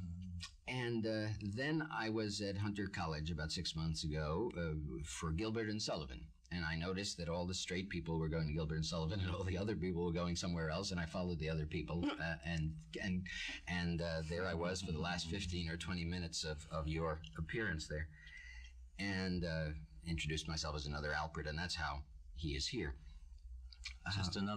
It's just another Gilbert and Sullivan. You understand that? Contemporary Gilbert and Sullivan. Another aesthetic sham. Would you? Well, I was about to say, would you sum up your philosophy as patience? Okay. You know, I walked in and it was a fantastic show. You were, I walked in and there you were in that nice white thing. You were dressed in white. My father said a funny thing. He saw me at the Universalist Church about 4 years ago. And the backdrop in that church is Christ washing the feet of the disciples. He was in New York at a meeting of his President's Club or something like that. And I said to him, why don't you come over? I'm speaking at it.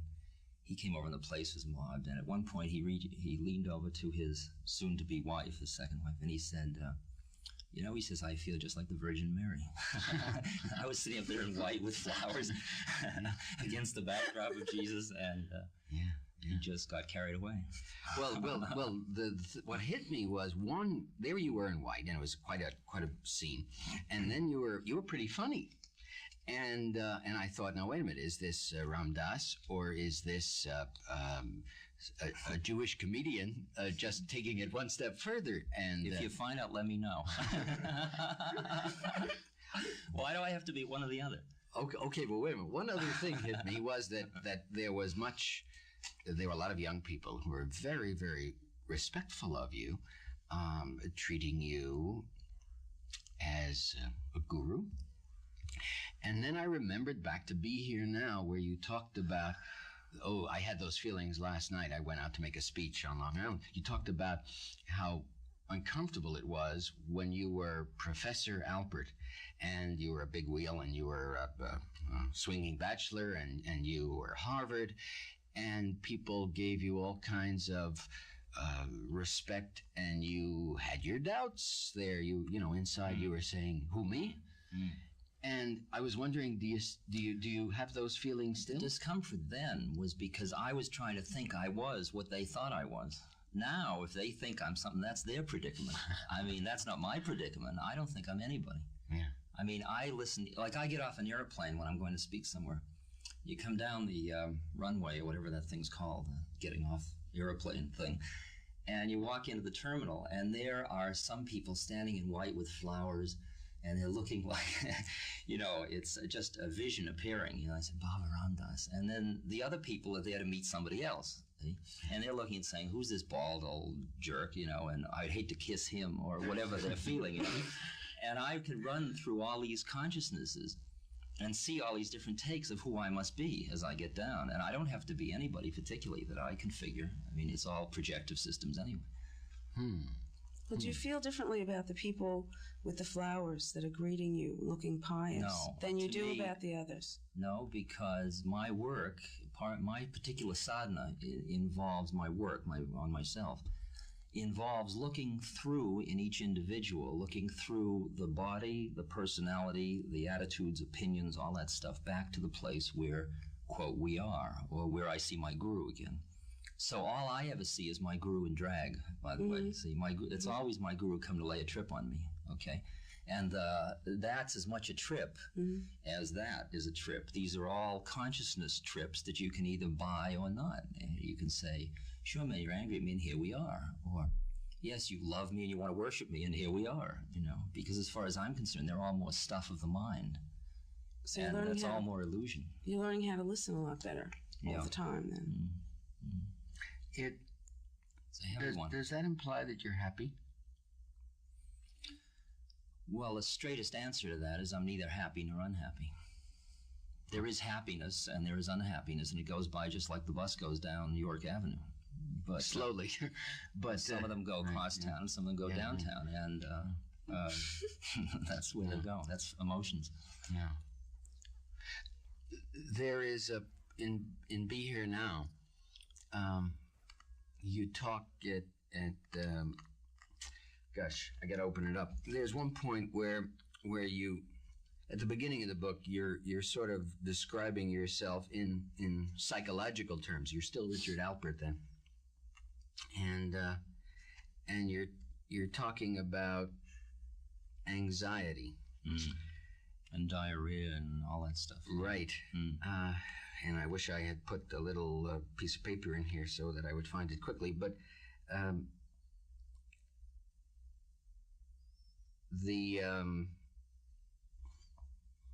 here we go. I think this was, you shoveled snow at 5 a.m, right? And your parents thought you were a nut, and you looked up to them and smiled, and they sort of got the message. And then you said, the seeds of the ability to be able to confront and even disagree with an existing institution and know and trust that inside place that says it's all right. Right. It's something I could never have done without anxiety until that moment, until that day. Anxiety is now gone?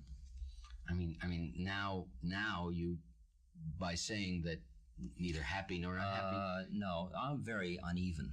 Okay, I'm not a realized being. I'm just somebody working on myself like everybody else is. I'm not a group. I mean, that's other people's projection.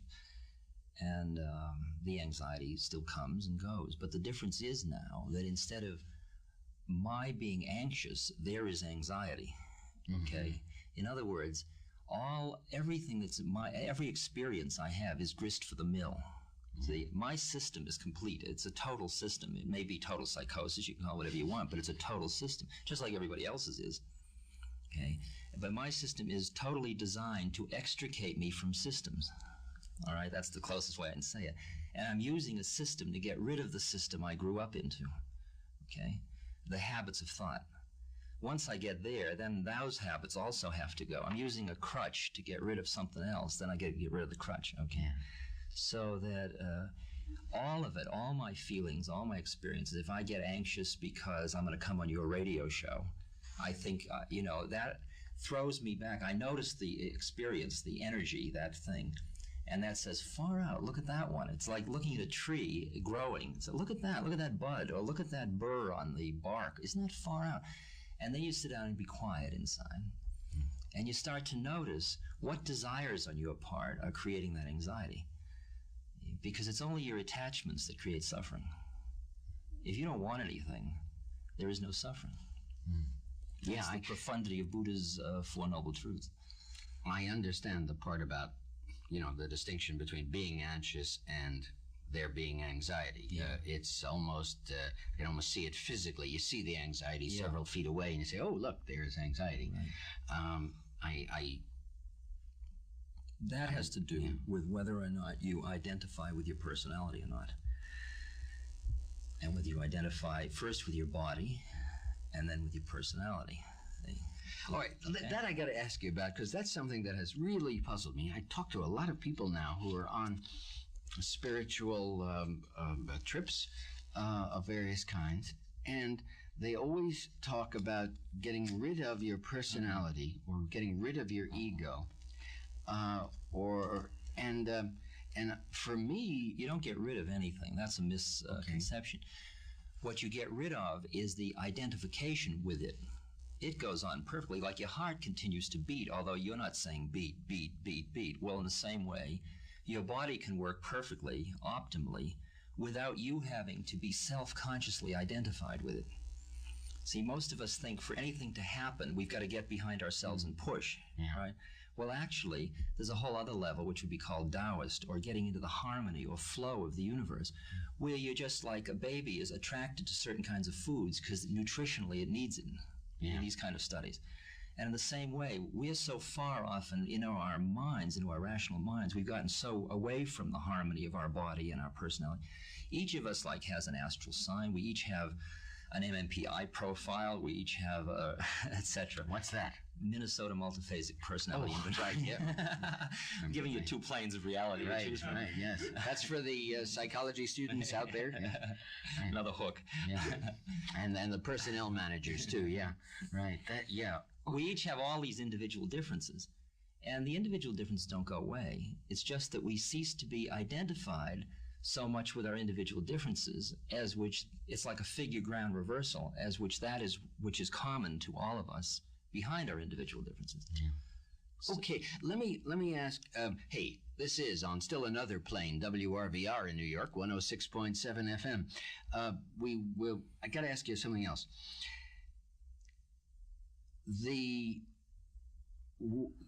As I follow you along, I stop.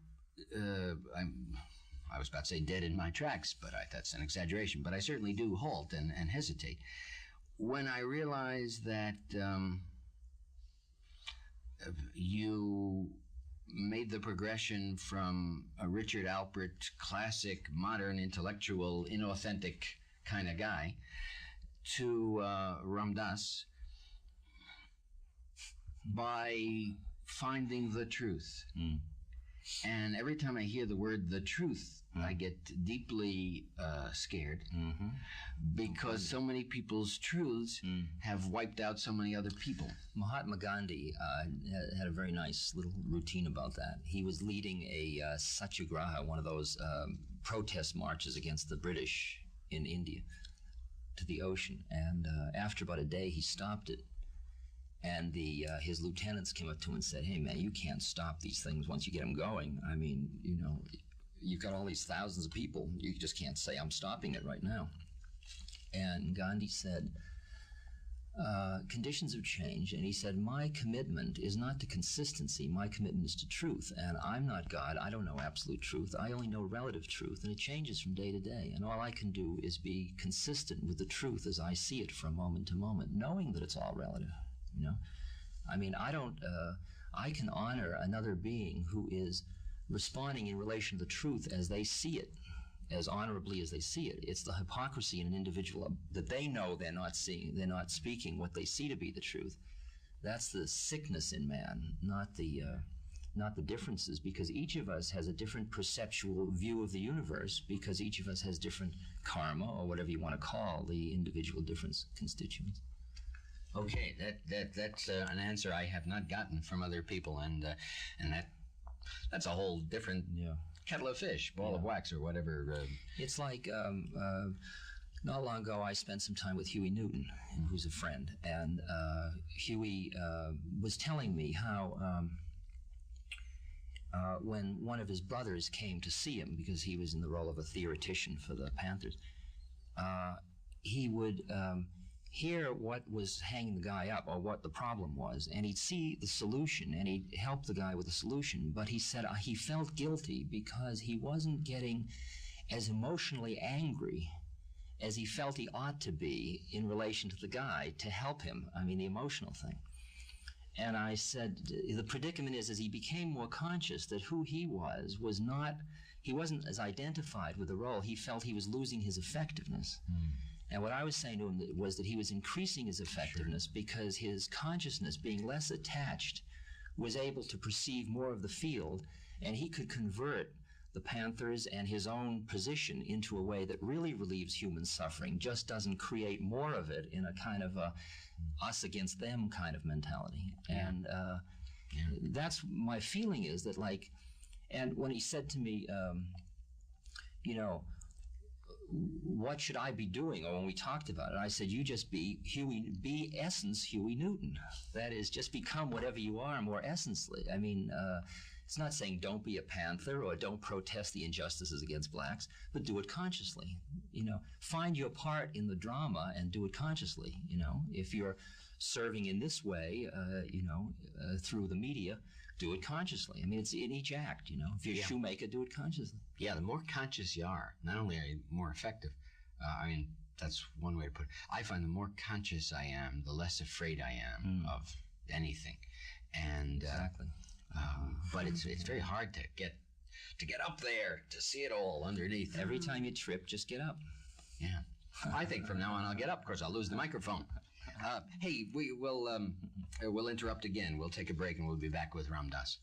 We're back, and I just said, hey, I said to the engineer during that break, I said, hey, when we come back, we're going to play the music. And there was consternation because it seems that the turntable doesn't, and it's being fixed. And I hope that within a few moments we'll be able to play some of that music. Well, we'll just fill time.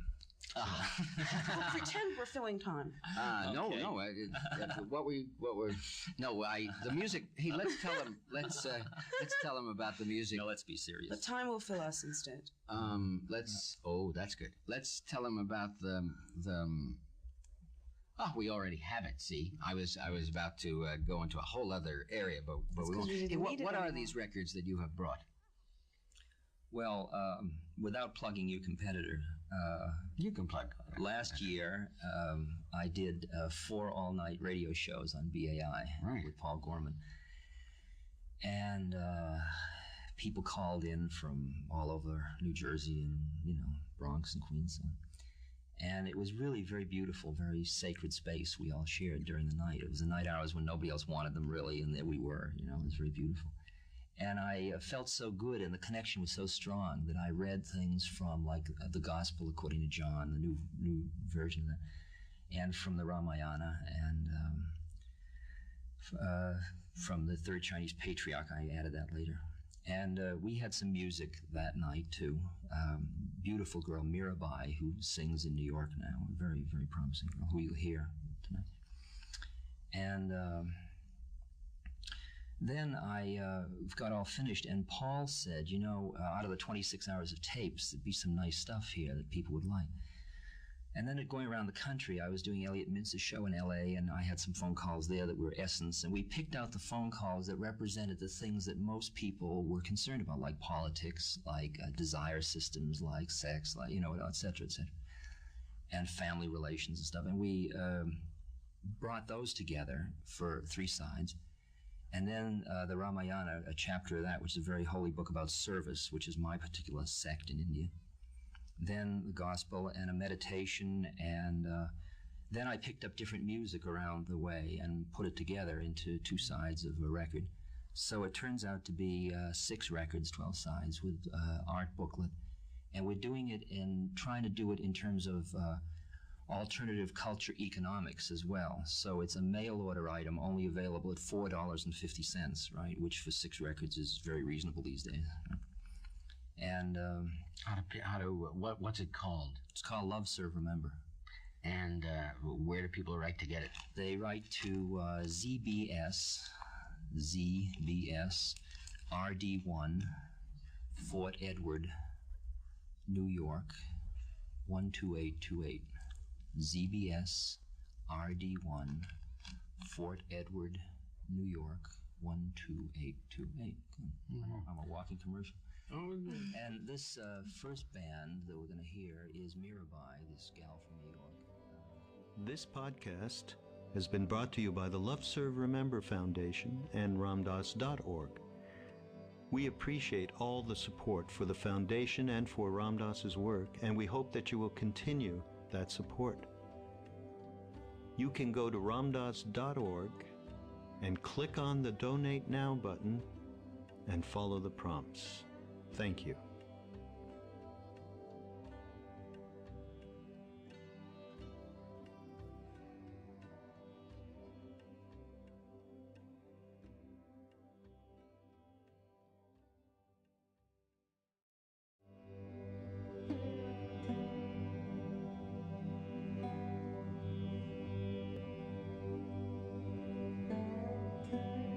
This podcast is brought to you by the Love, Serve, Remember Foundation and ramdas.org.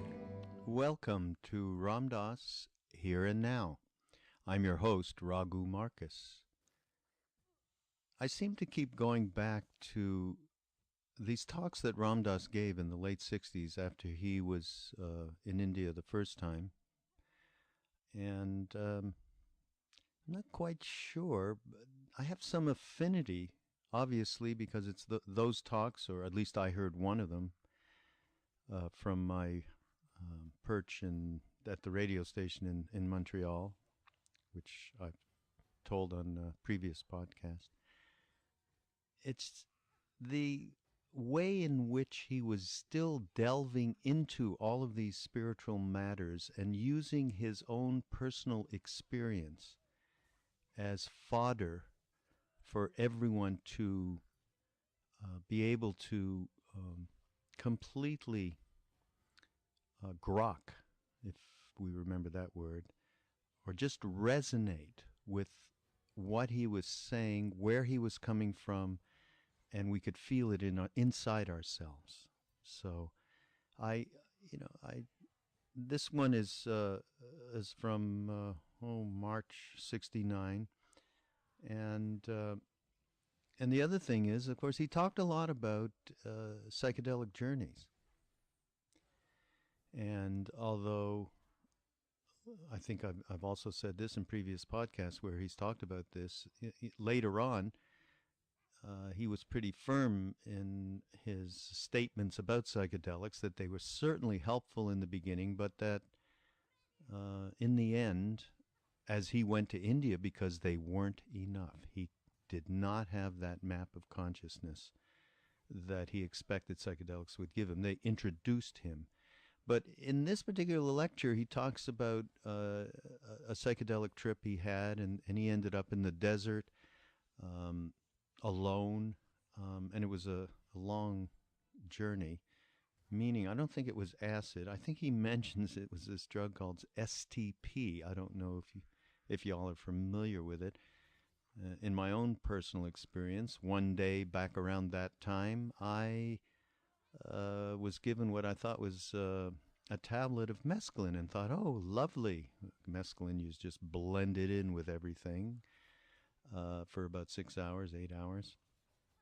It turns out it was this particular drug, STP, and it kind of goes on for 2-3 days. I didn't know that until I had taken the drug. Next thing I know, it's the next day, and I'm eating at my friend's house, and his mother's serving us spaghetti, which came alive on my plate right in front of me. And I went, oh, boy. So it's, I don't even think anybody's heard of that these days. STP.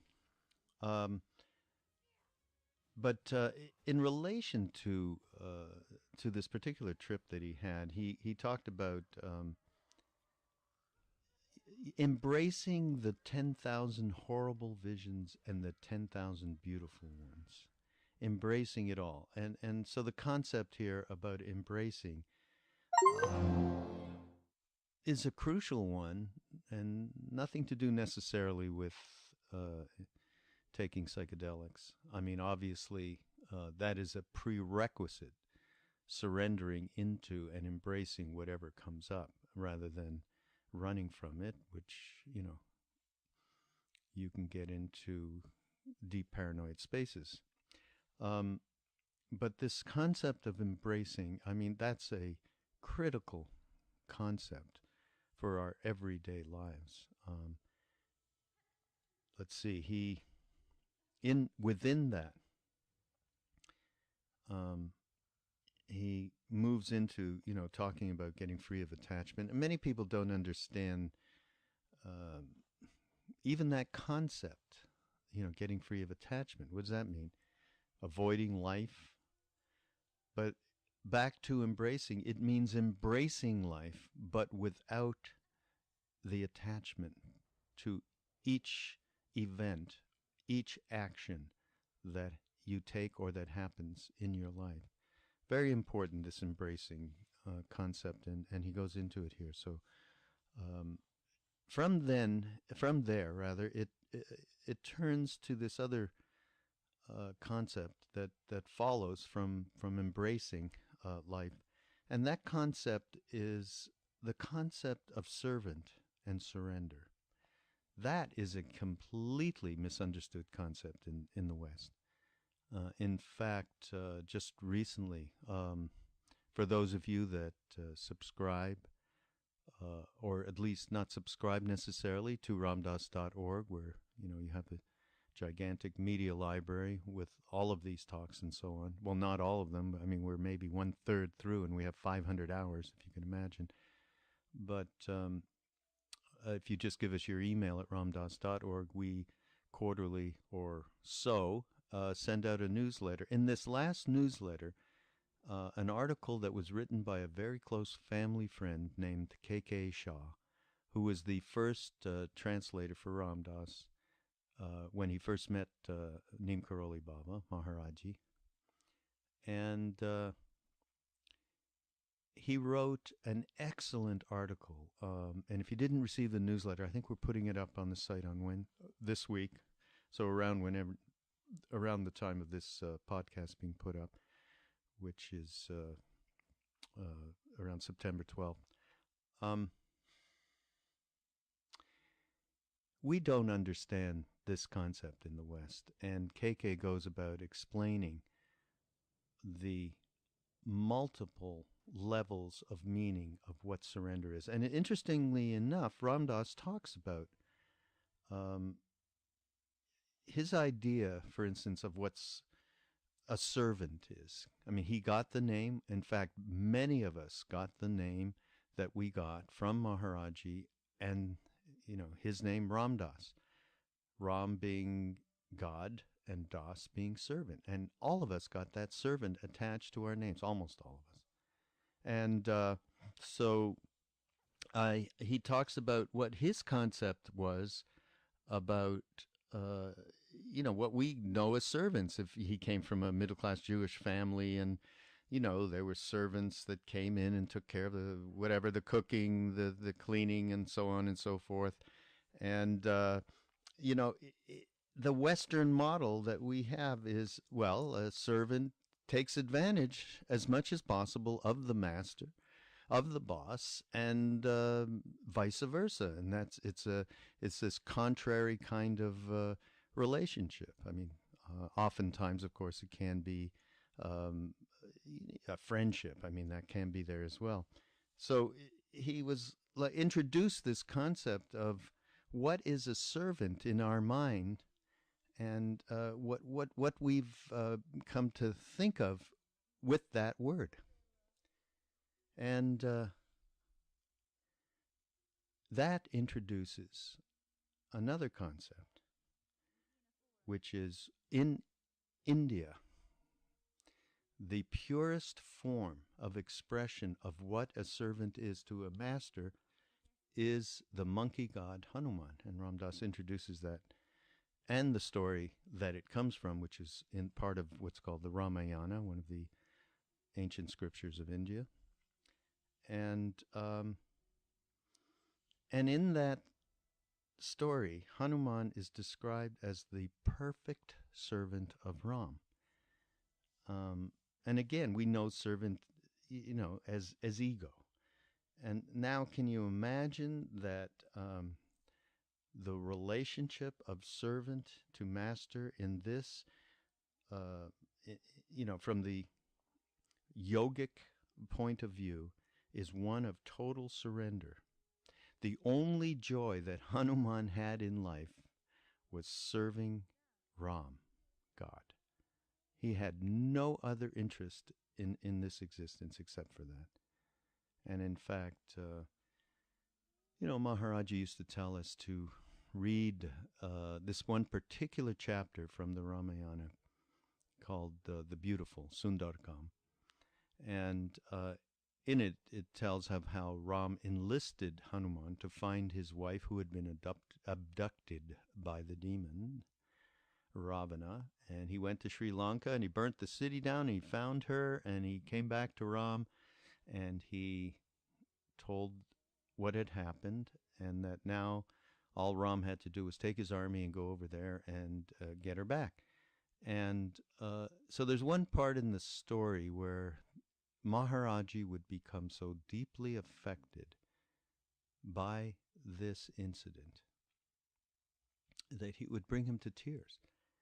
And it's the part where Ram goes to Hanuman after hearing of his exploits, and he says, "Whatever, you have done something that no one has done for me ever before. The kind of selflessness that you have demonstrated here and action is, I will give you whatever boon you want from any of the 6, 8 universes, whatever." And Hanuman, at that point, falls to the feet of Ram, crying, save me from the tentacles of egoism." That's all he wanted.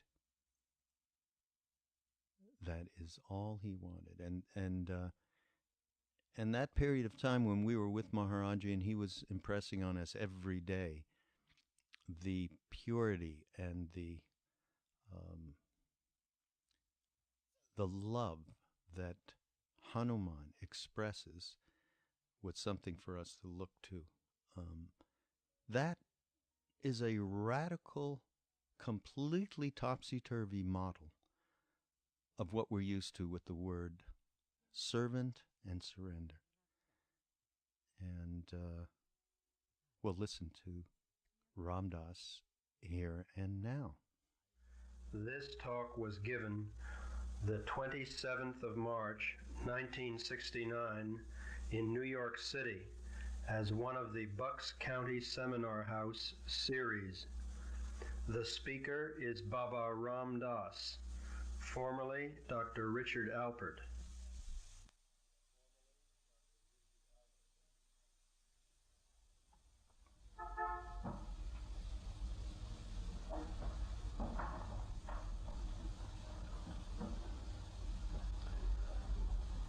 When you understand that form is the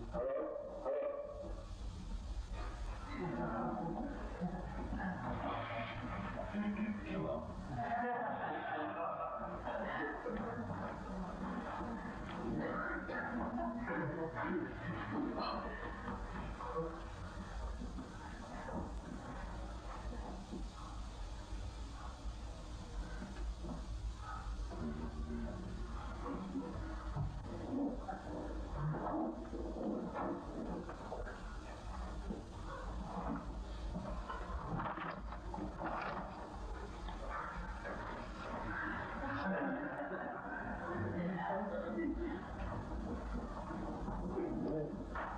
One day in mid-morning, a nobleman ran into Solomon's judgment hall, his face pale with anguish, his two lips blue.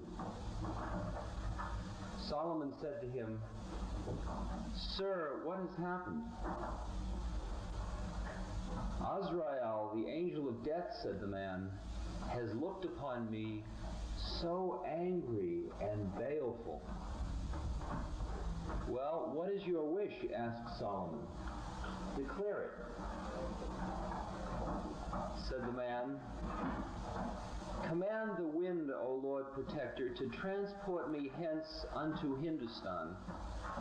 It may be that coming there your slave will save his soul alive." Solomon ordered the winds to bear him swiftly over the water to the depths of Indus.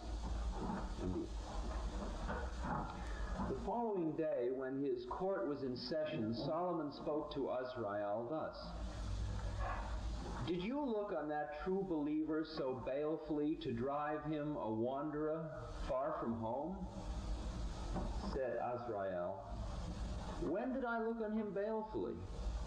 I beheld him with astonishment as I passed by, for God had commanded me, saying, 'This very day seize you his spirit in Hindustan.' I said to myself in wonder, even though he had 100 wings, for him to be in India this day is a far journey. From whom shall we flee? From ourselves? Impossible. From whom shall we snatch ourselves? From God? How impious.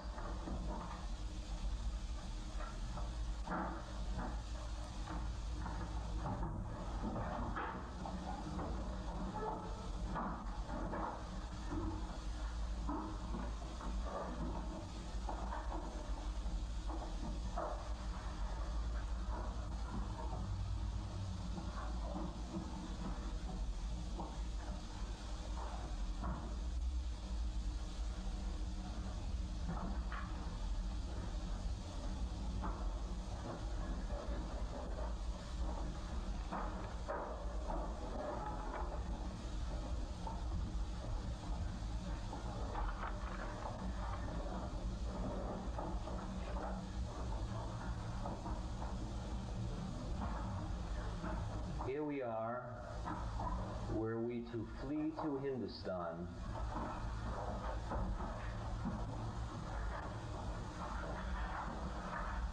here we are.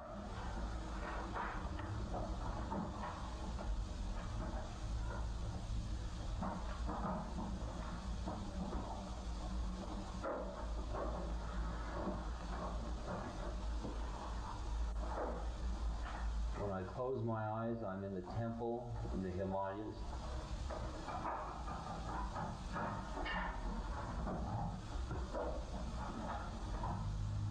My back against the wall of the cave.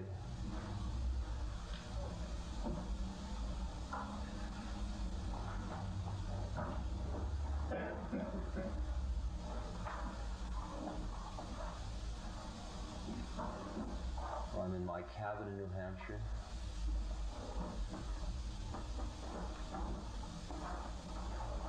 It's all here. It's always here. Always right at the same place.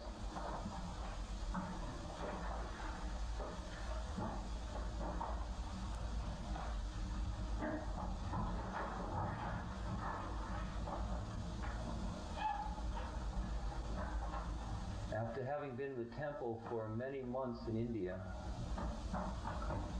I went by bus to Delhi and got on a plane and flew to Tokyo, and after a few weeks in Kyoto, flew to Honolulu and flew to Los Angeles and flew to Boston and drove to New Hampshire.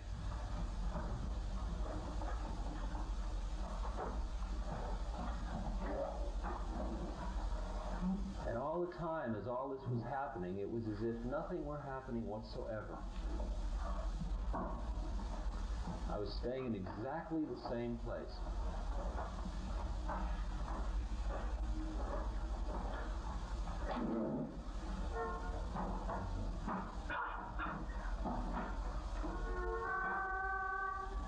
First time I experienced this timeless, spaceless quality, several years back,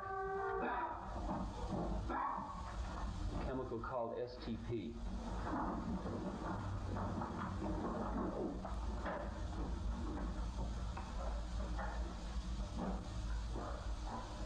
I found myself in a silent booth, and I saw the drama of life going on around me as if it were a series of still photographs, including my own life, my own part of the drama.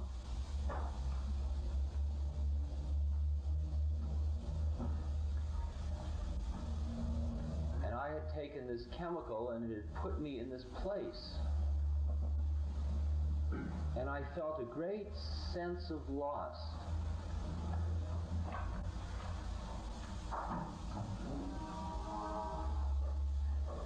It was as if you knew you were never going to pick up a mystery book that you were not going to know the ending already for. It was as if the adventure had gone out of life. The smell had gone out of the rose. It was all dead.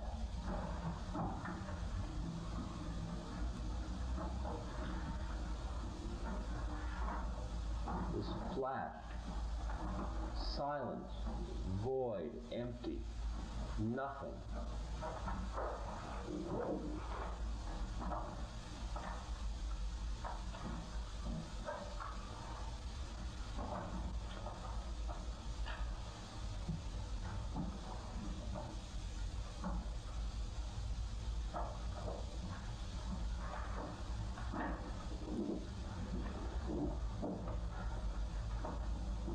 And I recall turning to my friend who had given me the STP and asking him who controlled this dimension of reality that I was in. It was total paranoia. Who runs this? Whose power am I under? And he looked at me with laughing eyes and he said, mine.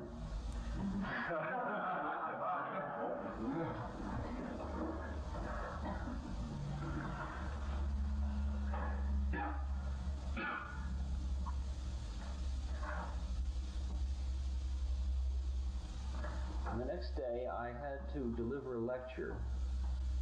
And I went to this lecture thinking that all this chemical would be worn off by then, but in fact it was to last a number of days. And I got up in front of the audience, and I was in a silent booth. And it was all happening like still photographs all around me.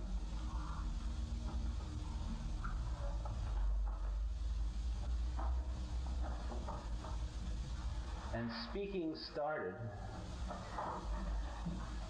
and it came somewhere out of the bowels. And I watched with great awe and wonder and disbelief as the whole evening went right in front of me like I was looking through a spectroscope.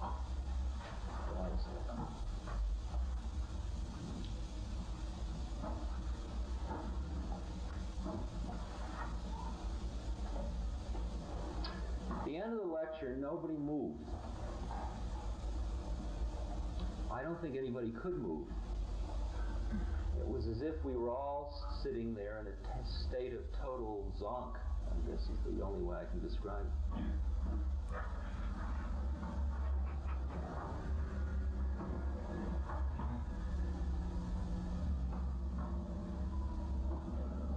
And it frightened me, the experience frightened me, and I stopped lecturing after that because I didn't know what had happened to me, what I had tuned in on, what reality I'd gone to.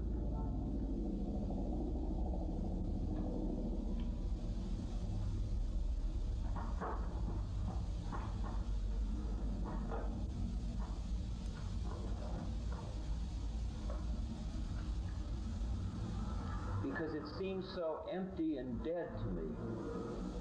So nothing.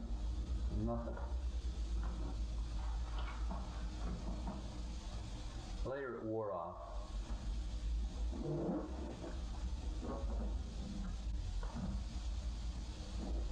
Then I thought, well, this chemical certainly is something.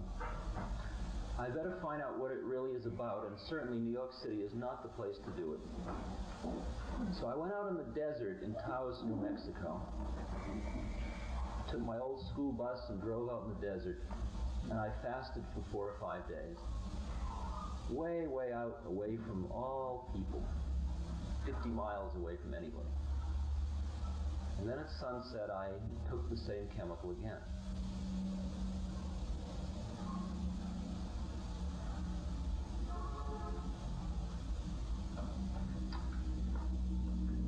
And I went to the same place again. But this time, not so much was happening. Bob Dylan wasn't singing the Memphis end of the Mobile Blues again.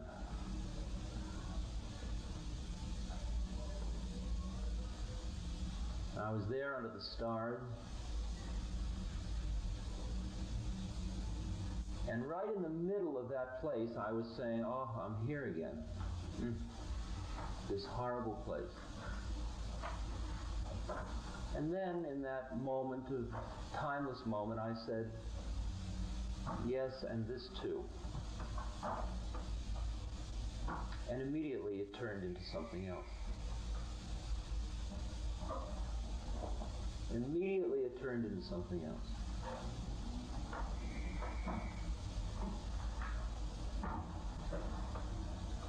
We developed some instructions some years ago for the use of psychedelics, which I later noted that the Beatles used in their turn off your mind, float downstream. Turn off your mind, float downstream.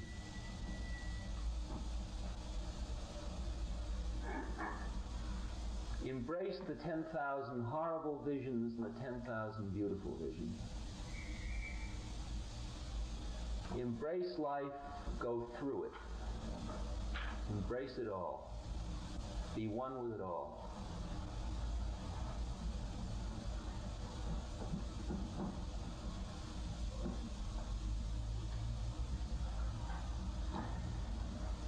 It was was only when I said, and that too, that I got rid of another symptom that I had. And that symptom was a symptom that I had had many hours in that trip in the desert, which was a symptom of extraordinary energy in my body that was blocked so strongly that, being the scientist that I am, I had, of course, gone to the desert with my brown rice and moo tea and tape recorder. And the tape of that evening, that night, I just left the tape going on the hood of the bus. I couldn't move from the bumper of the bus. I had to hold on to the bumper because there was no land around me. It was just complete nothing. Void everywhere. And there were many times I would scare myself. You know, I was holding on saying, this is just a drug, it'll wear off, it'll go away. I mean, just because I'm away from everybody, it's all right. And I'd look and there'd just be big chasms of nothing everywhere. But the interesting thing about the tape, since I never said anything all night long, yet the tape is not blank. The tape is full of a sound that sounds very much like this.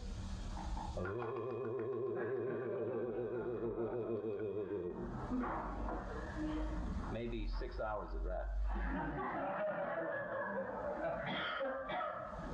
And what that was energy that I had tuned in on that I could not pass through my system. It was as if I had pushed a receiver button, and so a lot of energy came in, but then I didn't know what to do with it. And I couldn't do it, I just could sit in a kind of a shaking state.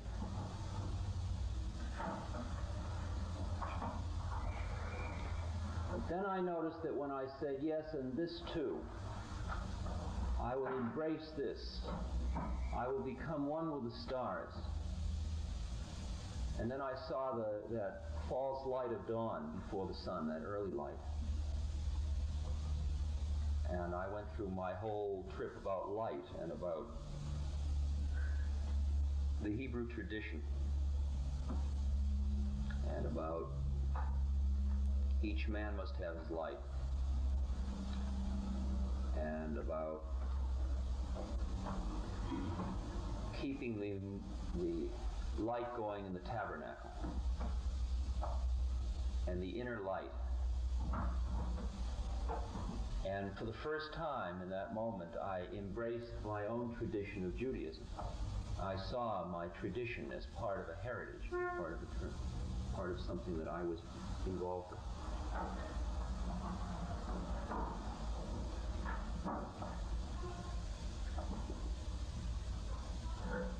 I, in a way, digress to tell all of this because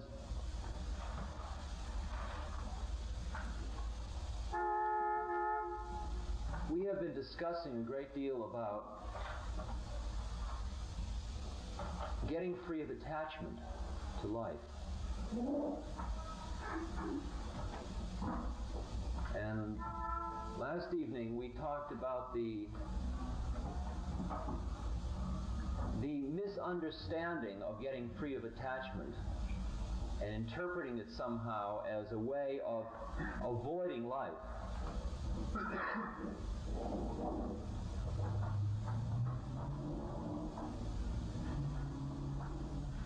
While in fact the journey is one of totally embracing life, but doing it with complete non-attachment. This may seem paradoxical to you until you have meditated long about the matter.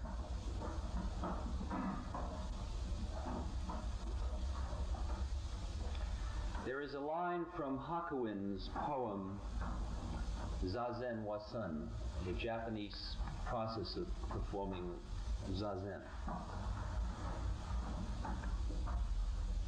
Says, when you understand that thought is the thought of the thoughtless, your singing and dancing is no other than the voice of the Dharma. Your singing and dancing in life is no other than the path to enlightenment. That everything you're doing in life is part of an extraordinarily beautiful divine dance.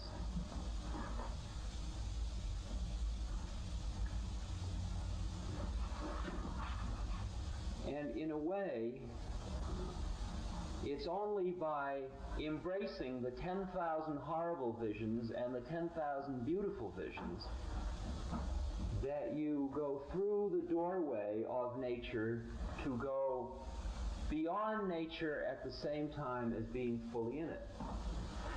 All sound paradoxical?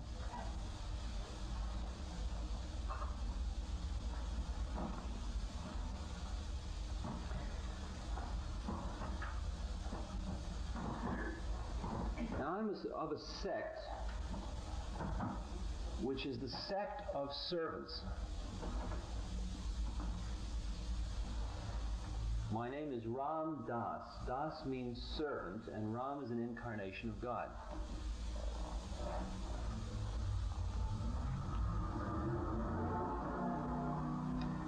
Now, coming from a middle-class family in Boston, we've had servant problems. I mean, how do you keep a good retainer? How do you keep a good worker? Somebody who will clean up the house, clean the dishes, be friendly, be happy, be paid as little as possible, keep their place, eat in the kitchen,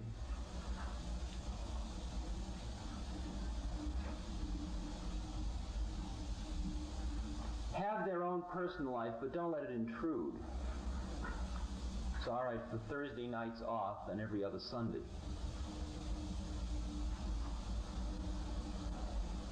That was the world I grew up in about servants.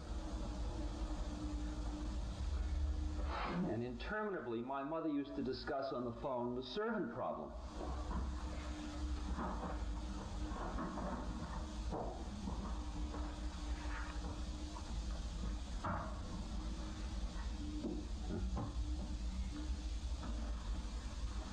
And then there was a movie I recall seeing called The Servant.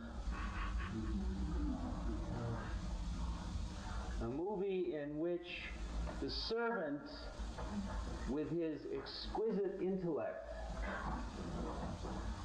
controls the master and ultimately destroys him.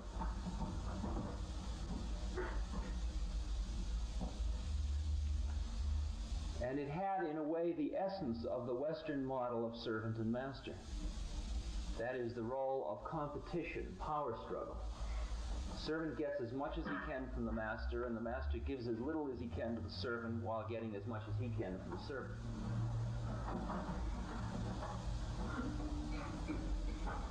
How strange I should end up as a servant in a servant sect, thinking all those things.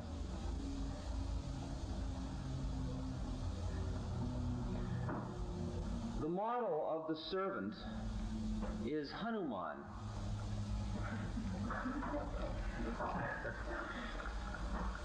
Hanuman is a monkey. This is a Western representation of Hanuman. Hanuman is in the story of the Ramayana. And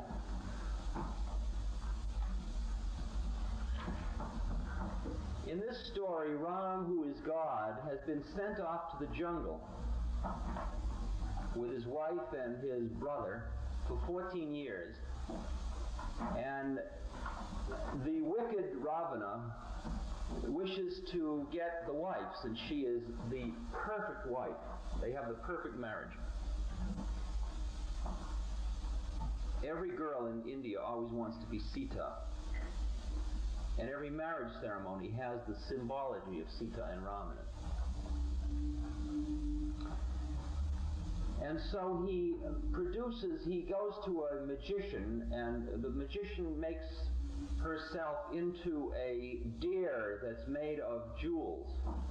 And Sita looks at the deer and she says to Ram, would you get that for me and let me have it as a pet? And Ram goes off to get it for Sita.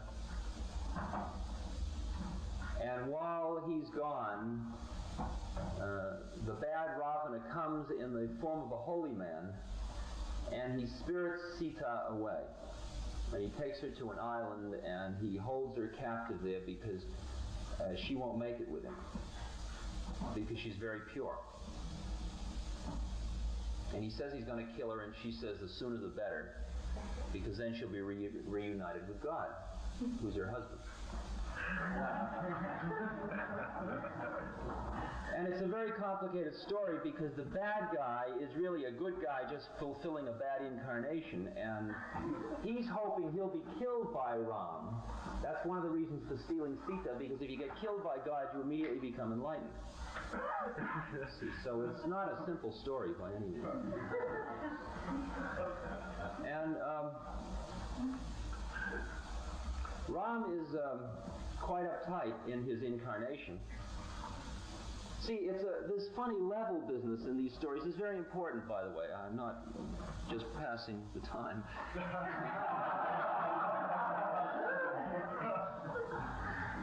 Well, I am. How do you like that?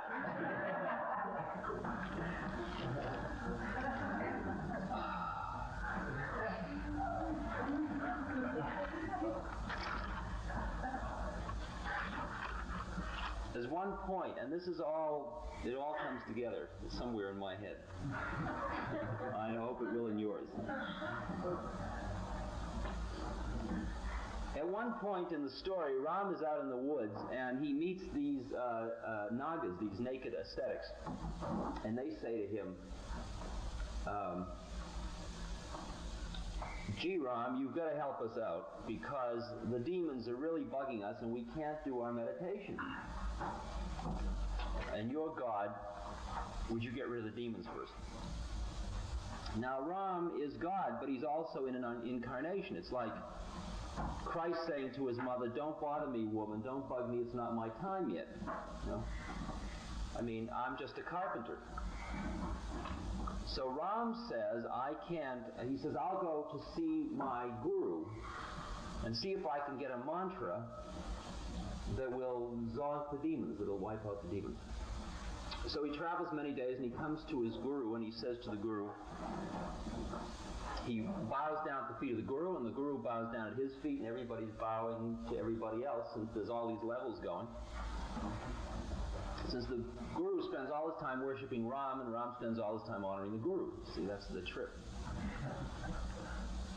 And Ram says to the guru, would you give me a mantra to wipe out these demons? And the guru says, look how silly. You're God. You know, you are the mantra. You're the demons, you're the whole works. And then right in the middle of the sentence, the guru remembers, and he says, oh, I forgot, we're in an incarnation. And you're Ram, this nice young guy, and I'm your guru. And of course I'll give you a mantra. He gives him a mantra, he wipes out the demons.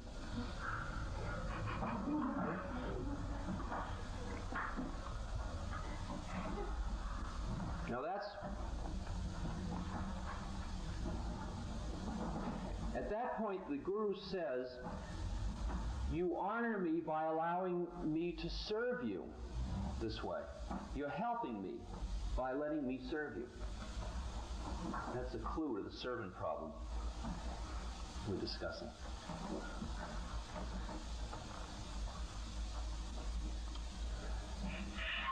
So Ram now is very distraught because Sita's gone, and he goes out in search of Sita, his wife, and he finally comes to the kingdom of the monkeys.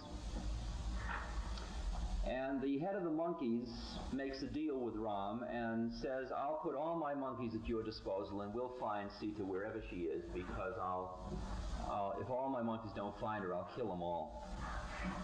And he puts the whole thing under the control of Hanuman, who is his chief monkey.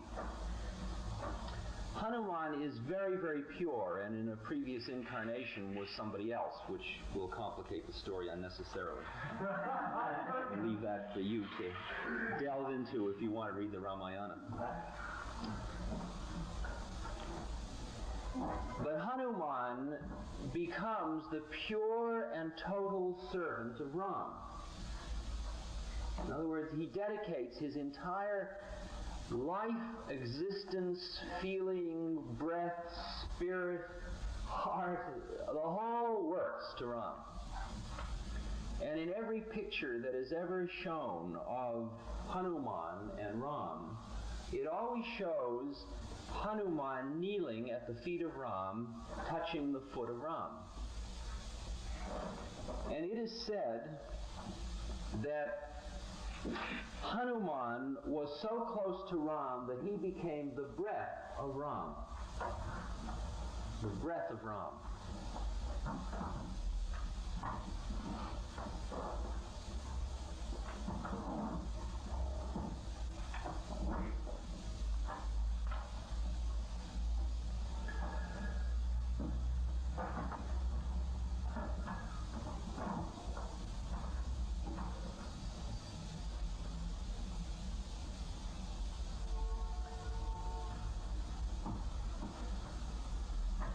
The relation of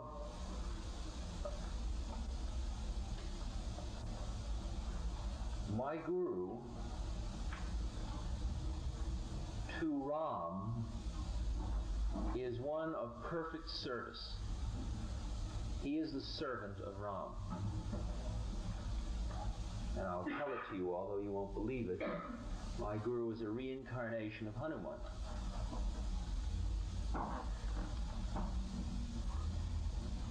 And as a perfect servant of Ram, he is totally selfless. Now see, in order to understand this, you've got to break through your entire model of servants. Because always you think of servants as egos. As the servant playing the game of servant in order to get something for himself. This podcast has been brought to you by the Love Serve Remember Foundation and ramdas.org. We appreciate all the support for the foundation and for Ram Dass's work, and we hope that you will continue that support. You can go to ramdas.org and click on the Donate Now button and follow the prompts. Thank you.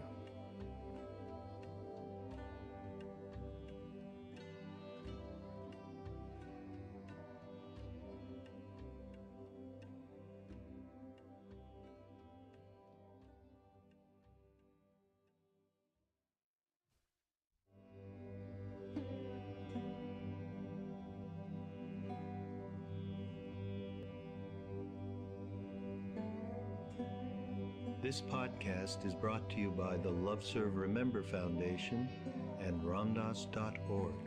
Welcome to Ram Dass Here and Now. I'm your host, Raghu Marcus. Today we are going to continue playing some of the talks that Ram Dass gave actually in March of 1969 in New York City. And a number of these talks, and I've indicated this before, they made up some of what was transcribed and became Be Here Now. So these are all one could call essential early Ram Dass thought and teachings. And this particular segment is about energy and what energy is, and relating it to our own introduction to energy. Mine, as many, many, many people, certainly from back at that time, and I'm sure from these times, whoever's had a psychedelic experience knows intimately the connectivity with energy, and that the substance of energy is the fabric of what this universe is about, what we humans are about.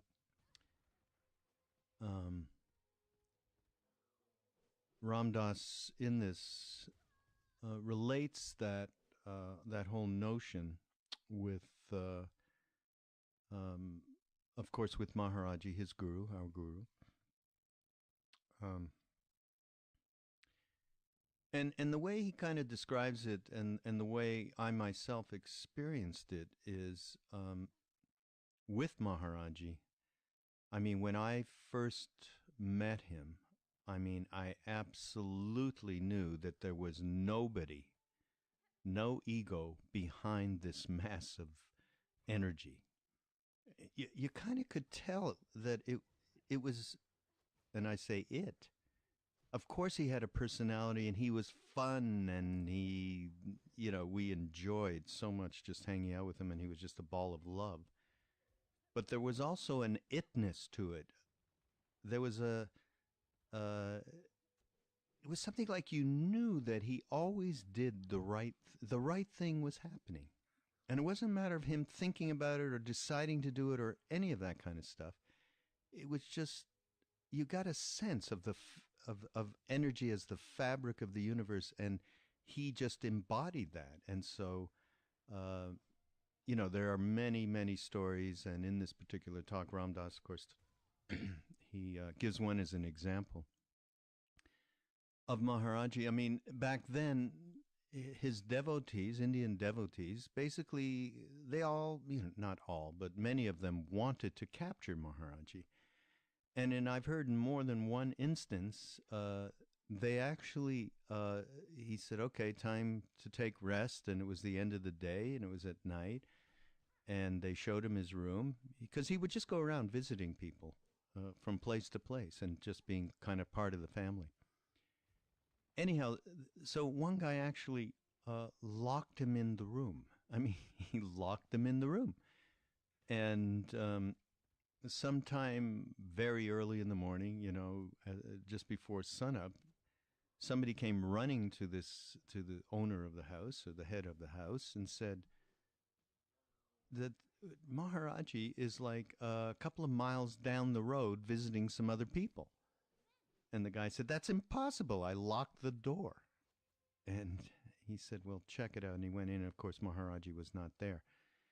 And Ram Dass talks about these things, these fantastical, miraculous kinds of things, but when they're put into some context of when you are not attached to anything and you are just part of the energy, the fabric of the universe, is there anything that can't be done, transferring that energy wherever you want it to be directed? And these, of course, are major siddhis, or powers, spiritual powers.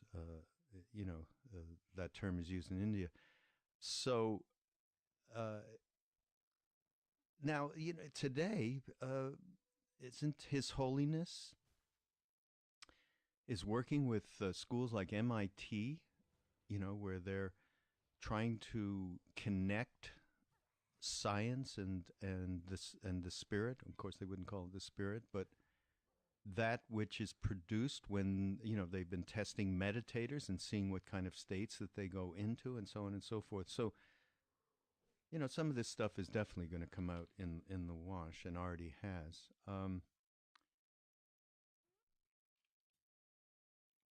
So this